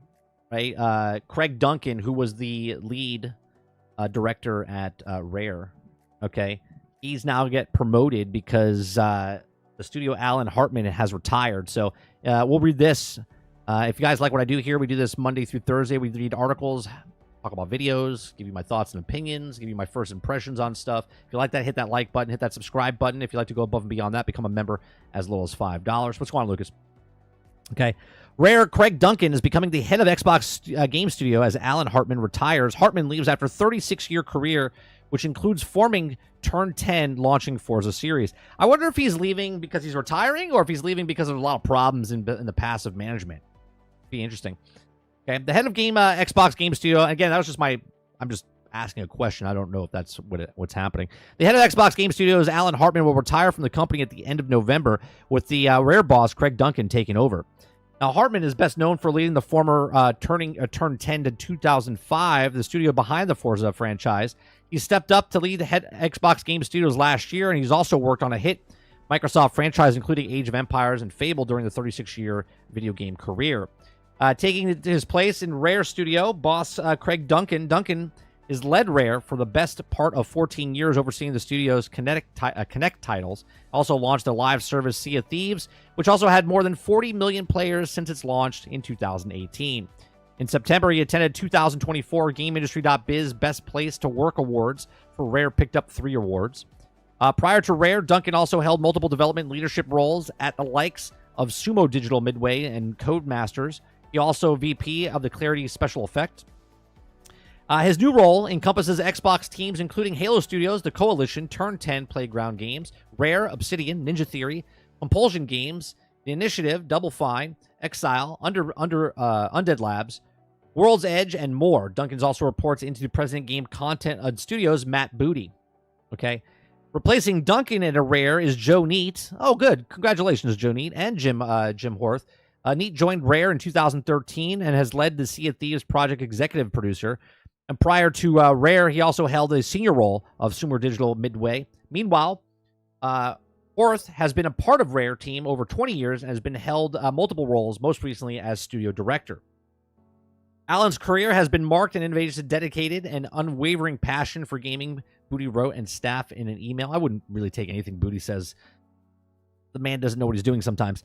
Starting as a contractor at Microsoft, his fledgling CD-ROM group in 1988, Alan has also worked in a variety of projects in his time here, from Age of Empires to Brute Force as a studio head of Digital Anvil. The founding of Turn 10 over the years, and Alan Turn 10 Playground Games delivered 13 Forza Motorsports games and Forza Horizon games, building Forza into one of the top racing franchises in the world, and regularly pushing capabilities of the hardware. This works in advanced accessibility in gaming, has also set the benchmarks in the industry for under its leadership, and Xbox Game Studio has shipped multiple critical acclaim titles this year, has set the stage for highly anticipated games, Avowed, South of Midnight, and Fable, and more. Yeah, but how was the grass? How was the grass in the last Forza Motorsports? We know how it was, right? I'm being facetious, by the way. People complaining about the grass in Forza Motorsports. Hartman said in a LinkedIn post, being at the studio head is gaming is one of the most rewarding and challenging roles in entertainment. I believe this is the best job at Microsoft. I always knew that the immense talent across XGC, or XGS, sorry. But I didn't realize how much it would also enjoy spending the time with our studio leaders and also their teams. This also been an honor to represent the XGS, and truly means this is a pleasure getting to spend time with all the studios. He says, quote, I'm proud of what I accomplished together, and I'm excited to be what we have in the pipe. Avowed, Clockwork Revolution, Fable, Gears of War E-Day, Microsoft Flight Sim 2024, South of Midnight, and many more announced and still to be announced games. I have so much anticipation and confidence in what our game studios are creating, and I'm excited to see what the teams will accomplish with Craig Duncan as the new head of Xbox Game Studios. Booty added, in this new role, Craig will also continue to focus helping our other studio deliver high-quality, differentiating games, experiences, and with the growth of Success franchise to reach more players by investing in new IPs. So, this guy, Craig Duncan, I actually got to talk to him years and years ago at an event. Really nice guy for the 10 minutes I got to speak to him. So congratulations to him. He did really well for Rare. So hopefully we have good leadership now going into Xbox Game Studios to help them out, because we do know there was some bad management down the line. And I'm not saying that Alan Hartman was the problem. Obviously, 36 years is a good career inside any company. I'll be honest. Right? That's almost 16 more years than I was in the film industry. So that's crazy. So there you go. We'll see what happens with Microsoft and Microsoft Studios head of directors. See what they do, what they have in the pipeline coming out. Now, obviously, what Hartman said, all these other games that are in the pipeline, Duncan's taking over. So games that are coming out for the next year and a half, he had basically nothing to do with. Alan had everything to do with that. So we'll see what happens with the tail end of those games coming out.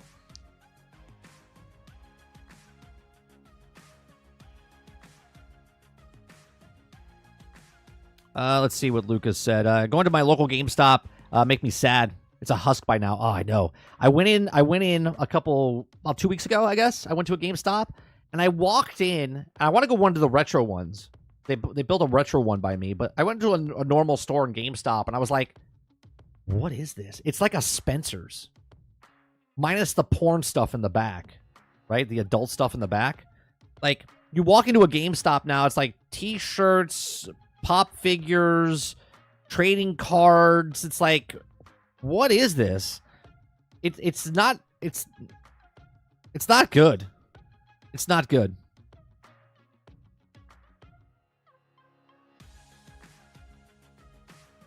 Argus says, New World release, yeah, even on PC, a tournament version is a new version you download. Oh, I know. It's you pay the extra $40 or whatever it is. I just don't know. If I have time to play. I really do like it. I mean, we have like 70, 80 hours inside of New World on PC. And they put another 20 hours, 25 hours on the beta that was happening a couple weeks ago. Kraken says, I saw Sparkling Zero is doing big numbers. You love to see it. Yeah, make a game, sell a game, right? You know what's great about that game? And you guys told me about this because I'm not a Dragon Ball fan. But they put so many fighters in that game. Like, so many characters in that game that if you're a Dragon Ball fan, man, that's the game. And this is what I've said about all other Marvel games. It's like, I take what they're doing in Dragon Ball Z and put as many characters as possible in these Marvel games.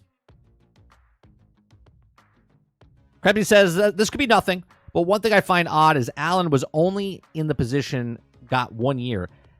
Yeah. Maybe there's some people, and I'm speculating on this 100%, Krebsy. When I read that, I thought it was weird, right?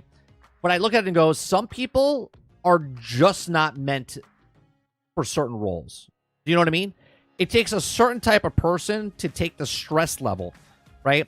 You look at people that are in lead positions. There's some people that strive and just like feed off of that energy and they're good at it. Then there's people like Matt Booty, okay? They're not good at their job, right?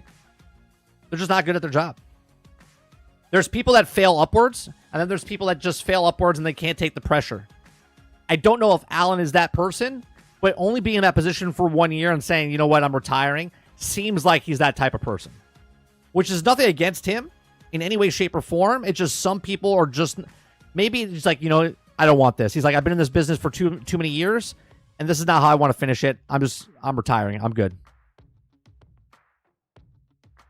Rare's still a thing? Yeah.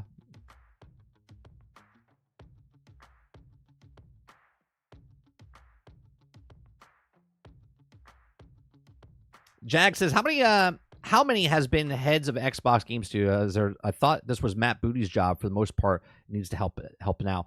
No, Matt Booty was it a couple years ago, and then Alan got his position. They moved Booty over to ZeniMax. Okay, Alan has this position, but now Craig's taking over for him. Crowded says, is GameStop dying out? They're adjusting. They actually very financially set now because of the guy who used to own Chewy took over GameStop. And now because of the stocks and whatnot, they're cash money now. They have like $5 billion, I think, in money that they can use to change what they want. They have some plans that they want to do. But yeah, GameStop is not dying as much as we thought. Now, me and Sarge years ago said that GameStop is dying. It was dying. But then 2 years ago, people were shorting it because they knew it was dying and they were doing a short thing. Then the guy came in to save it. Now they're cash flow. They're actually cash money positive.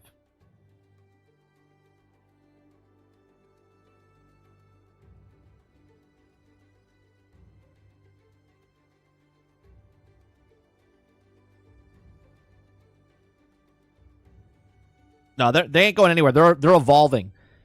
GameStop is evolving.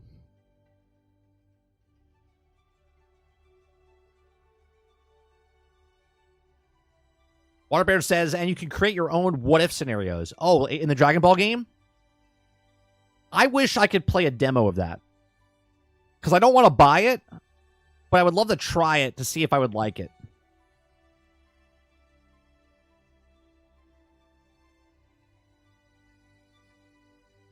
Robert Jones says, stress of controlling something you can't directly control. Oh, yeah, there's like I said, there's people. Personally, myself, I like being in charge of a lot of people. Right? When I used to manage stores and stuff like that, I used to love that. I can take that pressure. Some people just can't take that pressure, and I get it. They think they want it because of the money increase and whatnot, but the stress level that happens, some people just can't take it. Again, I don't know if Alan Hartman's that person, but, you know, 1 year in that position and then calling it quits seems like that.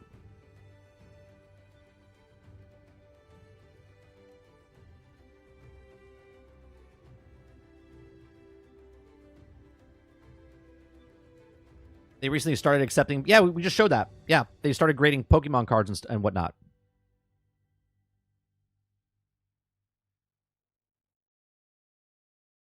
I retract my statement. What statement did you say? Oh, up here. I say good riddance. This is what they get for lowballing me in used games. No, they've evolved. They've evolved, and they're I think they're 5 billion cash positive. Hold on, let me see.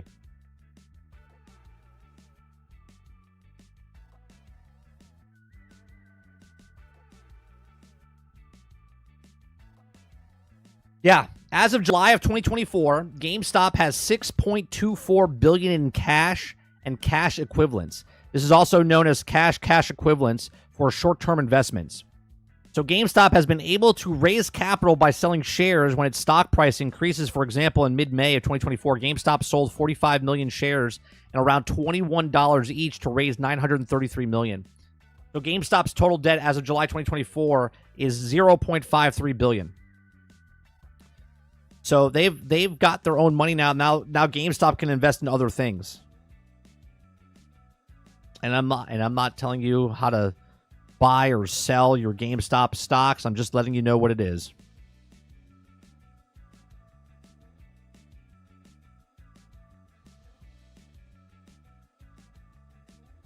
Flip says, I haven't gotten it yet, but it looks awesome. But the story is very lackluster. I didn't have to too many real-life friends, so I will get bored just playing against the CPU.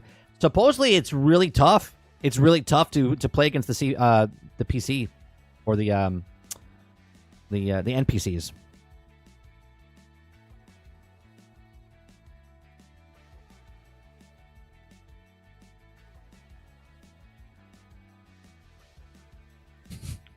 Water says, so it was you who tried to take Madden 2002 to GameStop for a trade-in, huh? Imagine GameStop buys Ubisoft.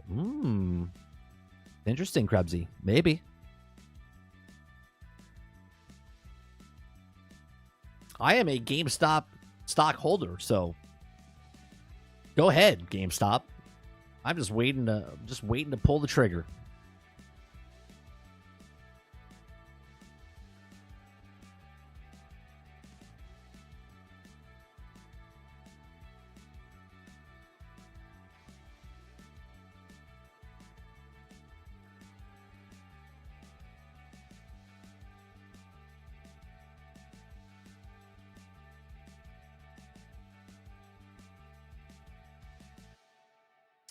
RuneScape developer, new game uses the Unreal Engine 5.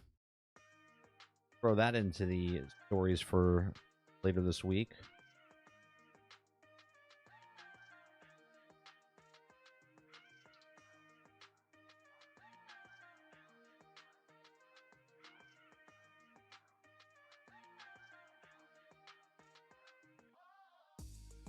Argus says, I have Dragon Ball Z Sparking Zero, and it's worth it. NPCs will whoop your ass sometimes, even as the base story.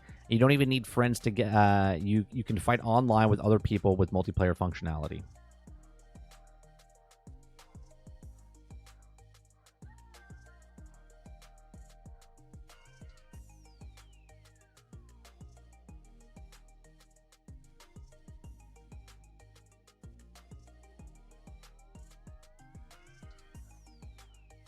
Let's see what else is going on.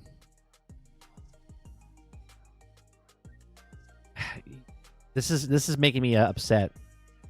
So Starship Troopers Extermination, they keep pushing the advertisement for the game. Okay? They keep pushing the advertisement for the game, but yet for some strange reason, they have yet to come out with anything to say there's something wrong with the game. Come on, man.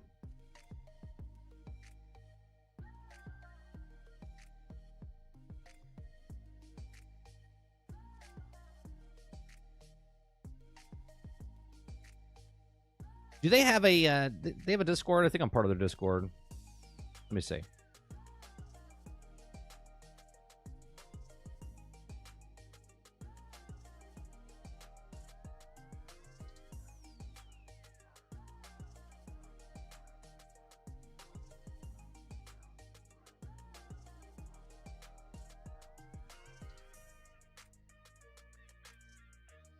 Let me see if they say anything on their Discord.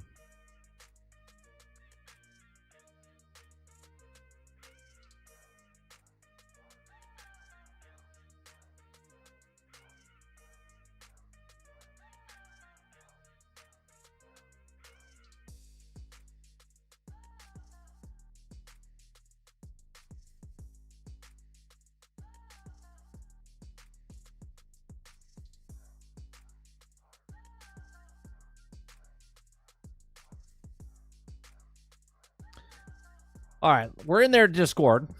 Let's see. Announcements.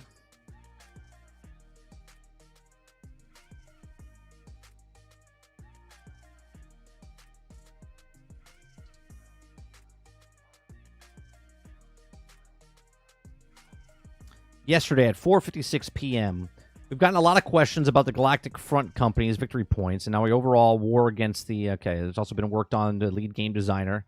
We're still hard at work at aiming to deliver a highly requested company search feature as soon as possible, looking for continuous improvement of quality of life for social features. We also hope you can stick around to bring the fight to the bugs. Please continue to provide feedback and report. Yeah, great. What do you got here?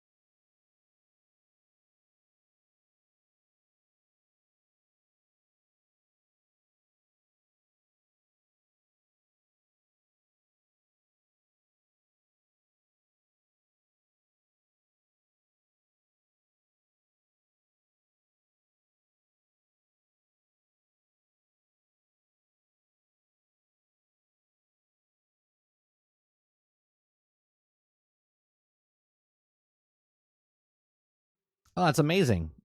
Look, The Penguin, episode 4 on HBO, is picking up people, up 21% from the series premiere. A show is good. People start talking about the show is good. And then it becomes better. And more people start watching it because it's, word of mouth gets around. Imagine a weekly series. New episodes come out each week. And it builds up people as they go.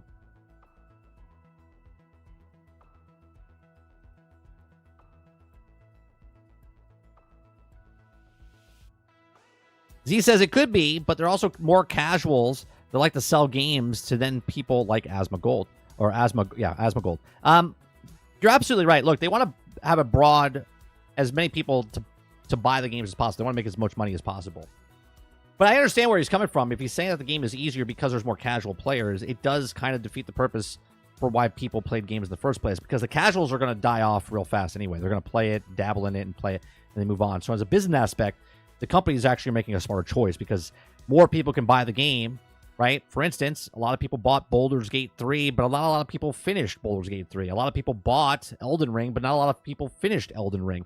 A lot of people bought probably Black Myth Wukong, but they didn't beat Black Myth Wukong, right? So there's definitely a lot more people buying games, but less people finishing those games. And we know that's a fact because what was the stat? That 60% of people don't even get through halfway through the game?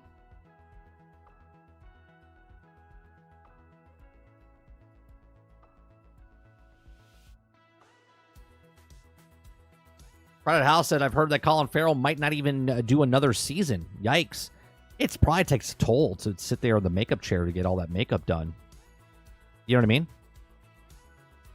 Sometimes I think some shows don't need to have second seasons. I think it could be a one and done type of thing. Let it be what it is.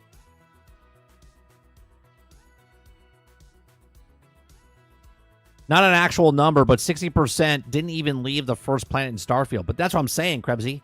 Majority of people don't even play games.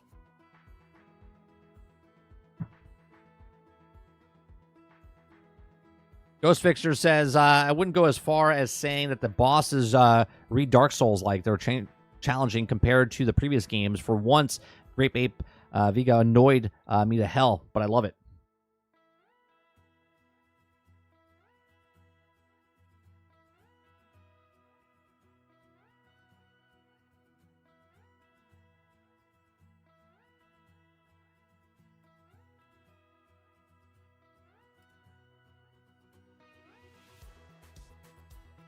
Eclipse says, yeah, I wasn't saying it was a bad thing that casuals buy a game. I'm just saying that it seems like what's on Twitter and talk about the game as being hard.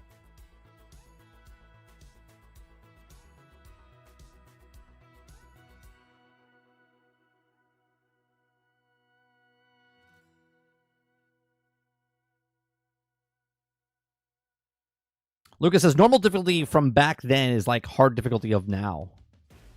Oh, you think so? So, like, normal is easy, or medium. Medium is easy. Easy is like beginner, and like hard is normal. So, like, super difficult is like hard.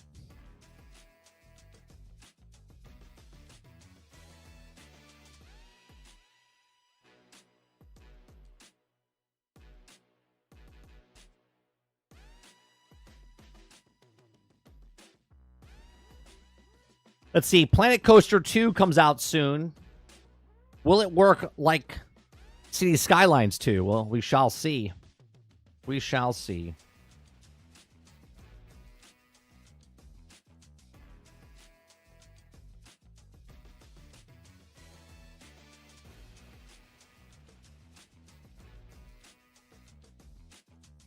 Oh, did you guys see some of the updates? Posted it. I think it was Dustin in our Discord. Posted some changes they made for Star Wars Outlaws. The visual changes they've made to like her hair and like the way she reacts to stuff and the way like NPCs react. Now, obviously, we said some of these things ahead of time. Everyone's like, it's not a big deal. Meanwhile, they go back and fix these things. I think it was funny. This is just one of the latest patches they did for Star Wars Outlaws. We're never going to check it out. Because I'm not paying another $18 a month to test it out. Okay, I'll wait till this time next year when all the content's out, and then maybe then we'll go back and check out the game 1 year later.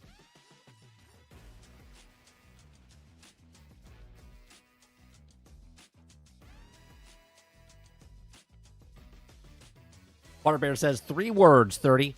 Ghouls and Ghosts. Or Teenage Mutant Ninja Turtles 1 for one on Nintendo. These kids play those and watch them suffer. Oh, yeah. Battletoads and stuff. Forget about it.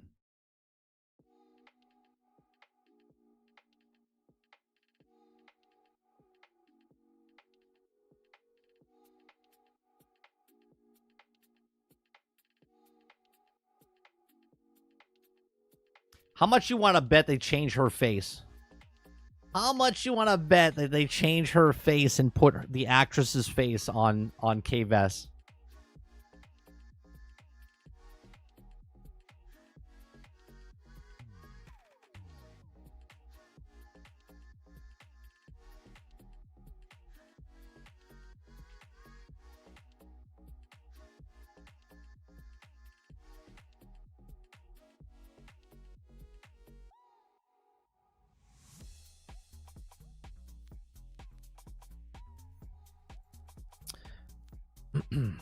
Krebsy says, do you think Outlaws could land on Game Pass 6 months after February, aka Shadow's release month?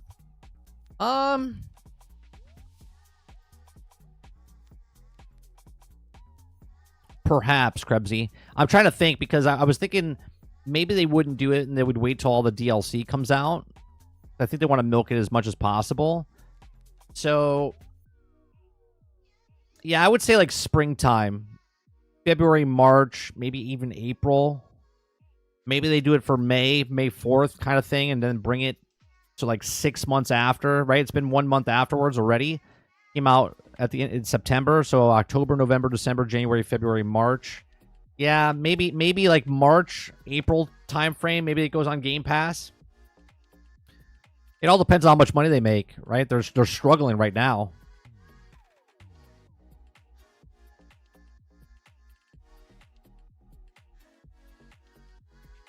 Yeah, I have it for the Switch, Eclipse, the Teenage Mutant Turtles game, the Rogue one. I like it. I'm glad it's coming to the rest of the consoles, right? It's coming out to all the consoles now.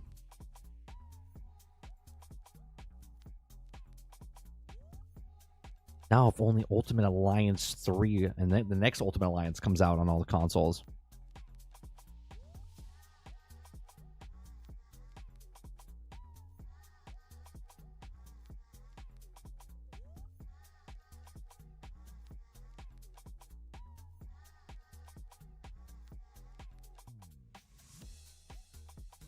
Trying to see if there's any other news going on.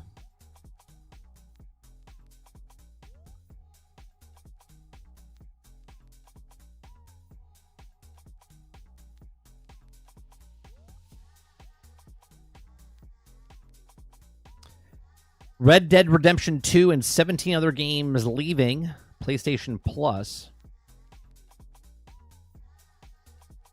So here's a list. If you're on PlayStation Plus and you're looking to play these games, you got Red Dead Redemption 2, San Andreas Definitive Edition, Course, Dragon's Dogma Dark Horizon, Mobile Suite Gundam Extreme, let's see, Kingdom Hearts 1.5, 2.8, 3, Hearts Melody and Memory, What Remains on Edith Finch, Overcooked 2, Blasphemous, Moving Out, Teardown, and Sims 4. So all those games are leaving PlayStation Plus.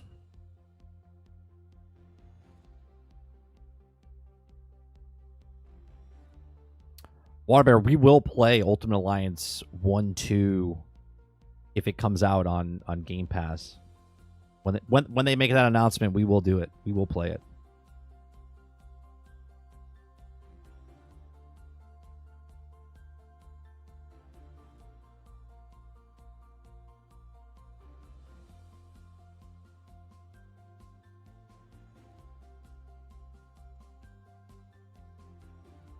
Let me see what else is going on here.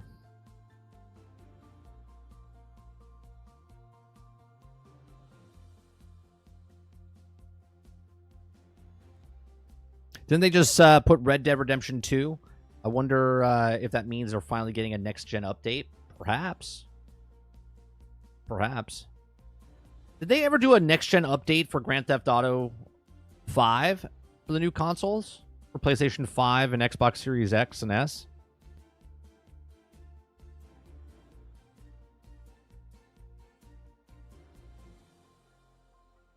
They did? Is that recent? Or was that a couple years ago?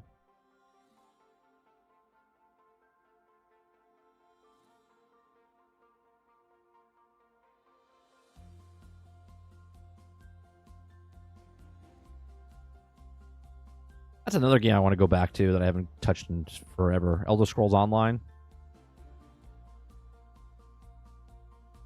They have a PlayStation 5 and Series XS version like 2 years ago. Okay. No, I know it wasn't free. I didn't want to buy it a fourth time. You know what I mean?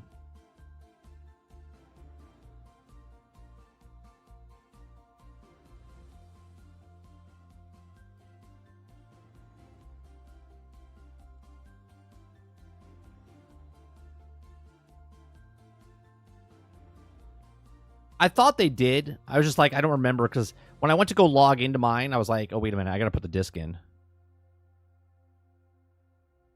You could upgrade. I believe that's how... What's the upgrade? I wonder... Hey, I'll look it up.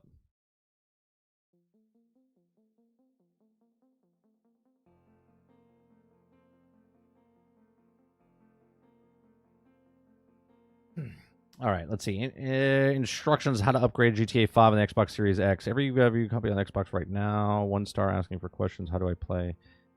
Online. You need GTA Online to play story mode, single player. After 1 hour, I figured it out. Here's how. The game is not free upgrades. You need to purchase the Series SX version and get 4K ray tracing, 60 frames per second. Right now, this is the store on half off. This means that you can buy... This is old, though. This is a while ago, 3 years ago. So I'm not sure if it happens. Let's see. Single player for $10. GTA Online for $10. There's also a bundle to buy them together for $20. So it's a $20 upgrade. $20 upgrade. That's not bad. But that was a while ago. I don't know if it's still $20 upgrade. Probably says I think it's like $20. Is it worth it? I don't know.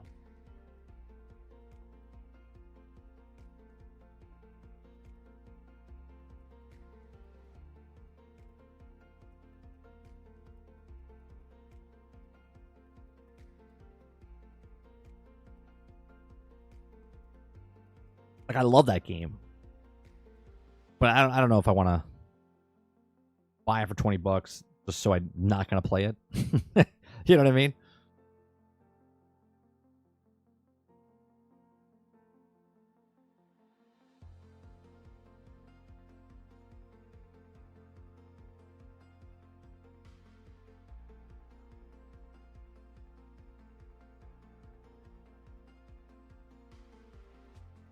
Xbox Partner Preview. Watch live on October 17th. What's the 15th? So Thursday at 10 a.m. Pacific, 1 p.m. Eastern. There's a Xbox Partner Preview going on.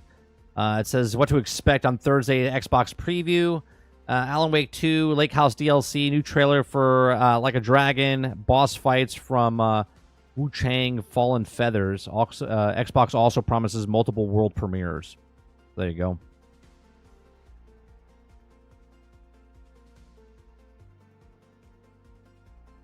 Ghost Fixer says Red Dead 2 ending is fantastic. I finished it in the first month. I love that game.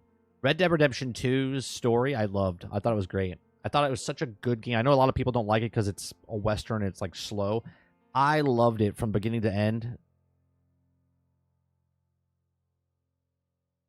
Krebsy says it's been 11 years and I still want GTA 5 to get crossplay.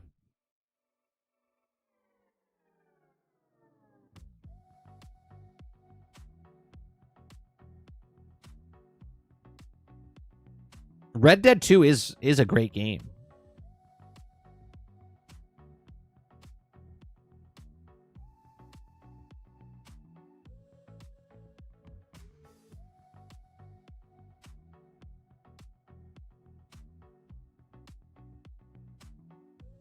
Yeah, GameStop is definitely going hard on this grading your card system thing. They had another tweet about it.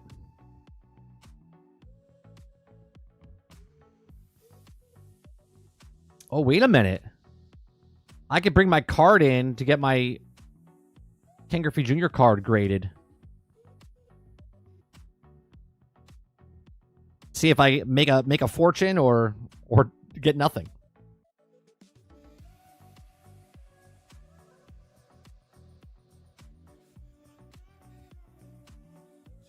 Drop off your cards. No, it doesn't leave my site. Sorry.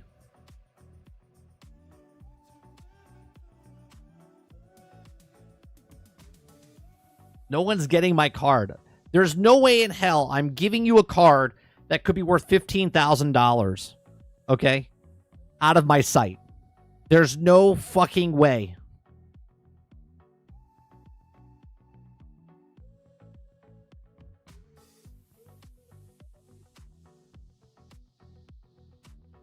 No, they have to send it off. It says here, follow your cards through the PSA process where you authentic grade, and then for your details, you have to follow it. And then it says collect in or trade in. Then they'll buy it for you. Yeah, that's not happening. I will go to a convention where a grader is there, and they'll grade it right there for you. There's no fucking way that's coming out of my site. You don't think I know that these guys have extra cards? That could be the perfect card or the imperfect card, and they're like, nope, sorry. And they know what they have. Come on. I wasn't born yesterday.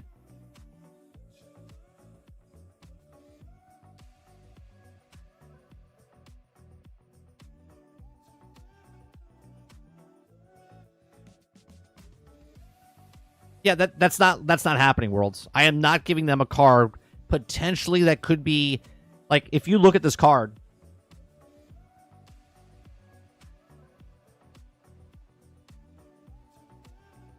this card has never been touched by hands.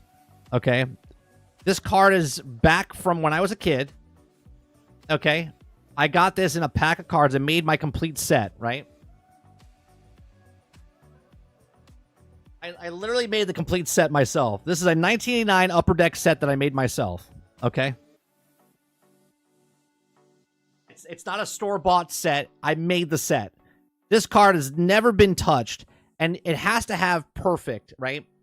And that when they grade it, it's got to see where the printing is, like how much the spacing is on this side compared to the other side. Obviously, it looks a little bit bigger on this side. So it could be worth $50, or it could be worth $15,000 or whatever it is, right?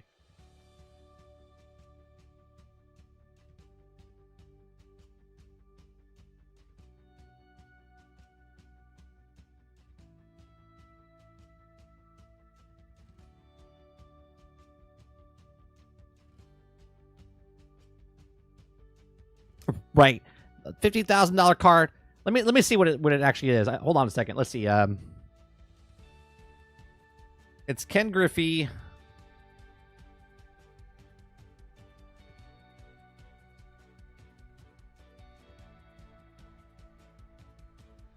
Yeah. So an Upper Deck card. So over 4,000 of the cards submitted are rated at 10, and about 29,000 have a rating of 9. This is why it's surprising that this card is fetching for 15,000 in early 2022. The most expensive Ken Griffey Jr. rookie card is the Upper Deck card. An autograph card has sold for $30,000 in 2021. Okay. Right? But you can also get it graded, and if it's a graded and it's a good card, it could be worth $3,000. It could be worth $10,000. It could be worth $5,000. It could be worth whatever.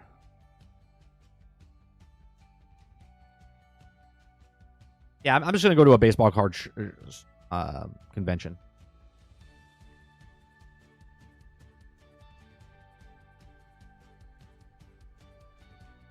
Then I have 1987 Topps. 1987? Yeah, 1987 Topps.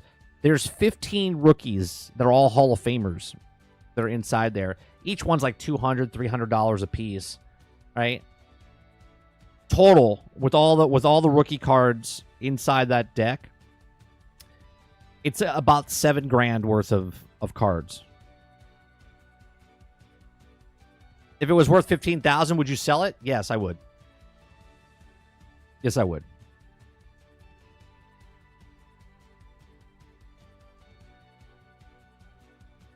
They would give you $15,000 of store credit. I would be like, get the fuck. You're like, yeah, we'll give you $15,000 of store credit. Are you a GameStop rewards member?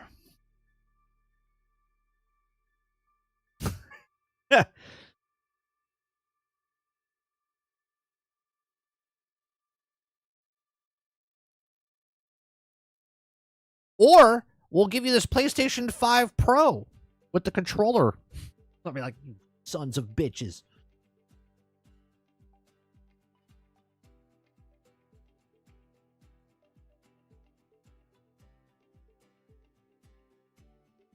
I would, if that happened, Worlds, inside the store, I would drop kick the display case. Someone film me, because I would drop kick that. I would be that stream that went viral of it's ma'am. I'm like, you at. I would leg drop and drop kick stuff in the thing if they gave me like, yeah, you got a 10 card. I would go ape shit. All the Funko Pops and pop them off the thing. For the support, we're also throwing an Elden Ring poster. Oh, that'd be it. I would lose my shit.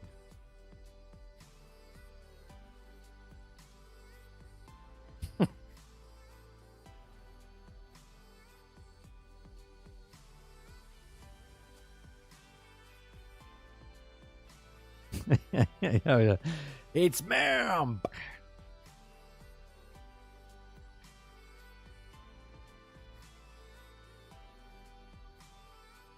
I know someone asked earlier, Mario Party Jamboree. We'll probably pick it up for Christmas. I'm not going to pick that up anytime soon.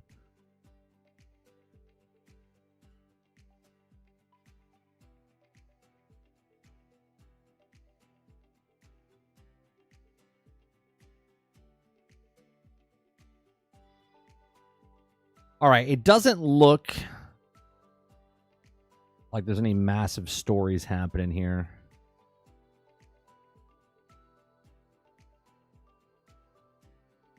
Perhaps you said, Florida man trash GameStop over $15,000 baseball card. Now back to Tropicana Field for an update on the roof. Yeah, Florida man wouldn't even get it wouldn't even get brought up. It'd be like a side. It'd be like a little side column inside Florida. You gotta do something. Like Florida man wrecks GameStop. That's like 10 pages deep on the side column. They ain't putting that on the news.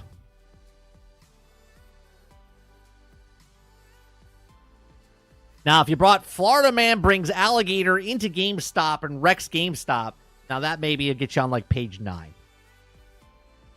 Little picture of the gator. Yeah. Florida man brings gator into shop and wrecks store. Over $15,000 card. That would make the news.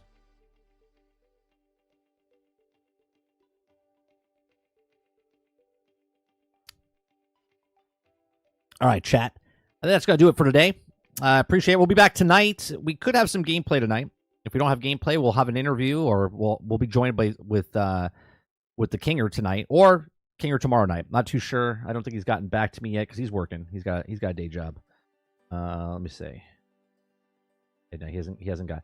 So it's either tonight or tomorrow. We'll have Kinger on the show, and whatever night we don't have him on the show, we'll be playing games with Sarge.